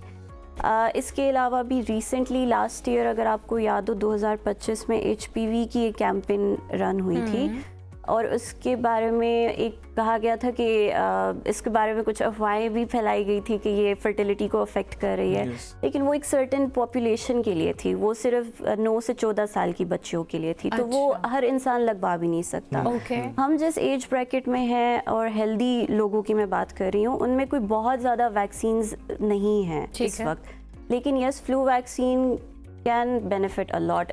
तो फ्लू वैक्सीन सपोज मुझे कब लगानी चाहिए? आया सर्दियों के स्टार्ट में बिल्कुल, या जब फिर season when I start am? हो रहा है। अच्छा, जब सीजन स्टार्ट अच्छा हो रहा है। मैम, पहले तो ना बड़ी कंफ्यूजन एक चीज़ में हो गई है। No doubt vaccines are very important and we are talking about the health thing, और उसके लिए वैक्सीन्स चाहे कोविड की हो या चाहे फ्लू की हो, सब इम्पॉर्टेंट हैं। लेकिन द थिंग इज, यहाँ पर लोगों के दिमाग में ऐसी कोई सोच बसी हुई है, जो आप थोड़ी देर पहले फर्टिलिटी के हवाले से भी जिक्र करते थे। कोविड के टाइम पे भी बहुत ज़्यादा ऐसी जो है वो सिचुएशन हमें समझ में आई थी कि इससे ये हो जाएगा, ऐसा हो जाएगा, वो हो जाएगा, कंट्रोल के लिए ये वो। लेकिन डाउन द लाइन 2026 में जब एप्स्टीन फाइल्स खुलती हैं और हम देखते हैं कि उसमें भी फाइजर का जो है वो फ़ायदा हुआ, ठीक है, और वो क्यों फ़ायदा हुआ, बिल गेट्स को किस तरीके से फ़ायदा हुआ, सो एक हिडन एजेंडा जो है वो दरमियान में आ ही जाता है। सो ये जो मिथ्स बनी हुई है ना, ठीक है, वैक्सीन्स को लेकर, इनको बर्स्ट करने के लिए, जबकि दूसरी तरफ वेस्टर्न वर्ल्ड में इस किस्म की भी हकीकतें सामने आ रही होती हैं, सो आई एम श्योर आप लोगों के लिए भी काफ़ी डिफिकल्ट होता होगा कन्विंस करना पेशेंट्स को। तो मैं चाहूँगा कि अवेयरनेस के लिए आप जो है वो ज़रा बात करें और बताएं कि ये कितनी इम्पॉर्टेंट है, और इसके पीछे चाहे हिडन एजेंडाज हों भी सही, वो किसी के प्रॉफिट के लिए हिडन एजेंडाज हो सकते हैं, लेकिन इस वैक्सीन से आपकी लाइफ को ख़तरा नहीं है, बल्कि उल्टा आपकी लाइफ बचेगी। ऐसे ही है।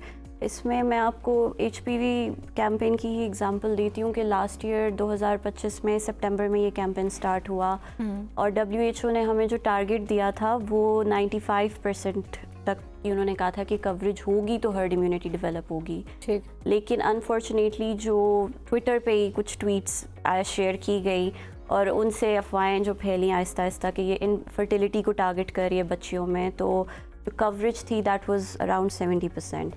उसी के कंपैरिजन में अगर आप बांग्लादेश को देखें, जो कि एक नेबरिंग मुस्लिम कंट्री है, वहाँ पे उन्होंने 18 महीने पहले ही लोगों को सेंसिटाइज करना शुरू कर दिया। So they spent a lot of money on these educational campaigns, जिसमें उन्होंने लोगों को बताया कि HPV क्या है, सर्वाइकल कैंसर क्या होता है, और इस वैक्सीन के क्या फ़वाद हैं। And then there were 150 countries जो कि ऑलरेडी ये तमाम कैंपेन ये कर चुकी थी, तो उसकी वजह से जो उनकी कवरेज थी दैट वाज अप टू 90%। तो ये डिफरेंस जो है ये क्यों आया आपके ख्याल में? ये मिस इन्फॉर्मेशन की वजह से ही एक था। बेहतरीन मुल्क के इम्यूनाइजेशन सिस्टम को मजबूत करने के लिए क्या करना चाहिए? Okay, so this is a very complex question, क्योंकि अब जैसे हमारा एक्सपैंडेड प्रोग्राम है इम्यूनाइजेशन के ऊपर, तो उसके अंदर कुछ गैप्स हैं, नो डाउट। इस वक्त हम सिर्फ चाइल्ड इम्यूनाइजेशन की बात कर रहे हैं, फ्री ऑफ कॉस्ट जो है, लेकिन उसमें एडल्ट वैक्सीनेशन की कोई बात नहीं हो रही। फिर मेजॉरिटी जो है वो बाहर से वैक्सीन्स आ रही हैं, हमारी लोकल प्रोडक्शन जो है वो उस तरह से नहीं है। We are heavily relying on imported vaccines, और इस पे बहुत सी फंडिंग बाहर से हो रही है। Are we capable of making all the vaccines here? We are capable, लेकिन ये कि हमारी जो इंटरनल पार्टनरशिप हो रही है इस वक्त पब्लिक और प्राइवेट सेक्टर के बीच में, वो उस सेट बैठ नहीं रही उस जगह पे। एंड अनदर थिंग इज़ कि लोगों को आगाही की ज़रूरत है, क्योंकि अगर एक बंदा विलिंग ही नहीं है वैक्सीन लगवाने के लिए, वो बिल्कुल। पहले से ही डरा हुआ है ड्यू टू एनी रीज़न, तो आपकी ये सारी कैंपेन जो है वो धरी की धरी रह जाएगी। आपकी फंडिंग, आपकी ये तमाम जो जिद्दोजहद है, इसका फ़ायदा नहीं है। So it I think it all starts from educating the masses. Awareness campaigns पहले और होने इसमें चाहिए। आप लोगों का बहुत इंपॉर्टेंट रोल है। You guys play an important role in busting all the myths. तो ये आप लोगों के हाँ, कंधों लेकिन We're उसके trying लिए to- हमारा खुद इन मिथ्स पे बिलीव ना करना ज़रूरी है, राइट?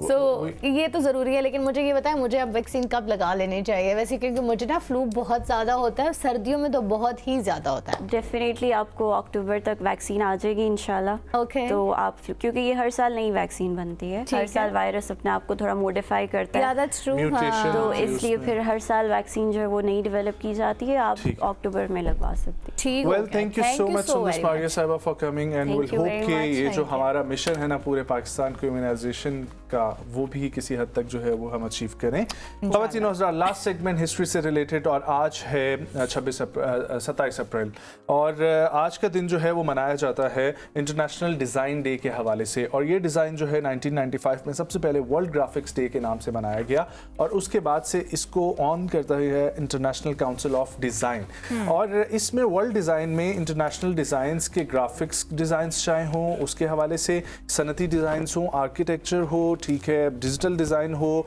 या इसके अलावा किसी भी किस्म का जो है और डिज़ाइन आपके सामने, आपके जहन में आता है, तो हाँ, आज का दिन जो है वो हर किस्म के डिज़ाइन के का हवाले दिन से है। जो है ना वो है। जश्न मनाने का दिन है जी। हर किस्म का डिज़ाइन जो है वो आप celebrate हाँ कर सकते सेलिब्रेट कर सकते हैं। आजकल मुझे बड़ा शौक वैसे हो रहा है, पता है, कुछ ना कुछ डिज़ाइनिंग सीखने का, Very चाहे वो कुछ भी हो जाए, और उसको आई थिंक प्रोडक्टिव भी रहता है। आप एक वो तो ये फर्नीचर है, डिज़ाइन सीखे ना। हाँ, मैं दो ही चीज़ों के बारे में सोच रही हूँ। एक जो हमारे पास लास्ट फ्राइडे को आई थी, जो कैंडल्स बना Yeah, रही थी, candle, या वो तो भी मैं वो वैसे easy सीखूँ, है, हाँ। या फिर मैं पुराने फर्नीचर को रिवैम्प कैसे वैसे करूँ। ये दोनों चीज़ें बहुत अच्छी हैं, है ना? और दोनों So मुझे दोनों सीख मेरा लेनी ख्याल है चाहिए। कैंडल वाला जो है वो ज़्यादा इजी काम है। आई थिंक वो इजी भी काम है, आई थिंक वो थोड़ा बेहतर तरीके से इंसान कर भी सकता है। दूसरा वाला टाइम टेकिंग भी ज़्यादा है, उसके लिए ट्रेनिंग पहले मुझे बहुत ज़्यादा और उसके लिए आप जगह दरकार। भी ज़्यादा लेंगी, ठीक है, थोड़े से लोग भी डिस्टर्ब होंगे घर के और रहने उसके वाले, लिए और जो इस तरीके चीज़ें से। हैं ना, तो वो मुझे हाँ, जा ठक ठुक जा भी के उसके अंदर ले, है, हाँ, yes। जा के मुझे ढूंढनी भी पड़ेगी। So let's Well, hope for the best कि मैं क्या शुरू करती हूँ। एग्जैक्टली। बढ़िया। आपसे लेंगे इजाज़त, कल मुलाकात होगी, अपना बहुत सारा ख्याल रखें। खुदा अल्लाह हाफ़िज़। ने के बाद।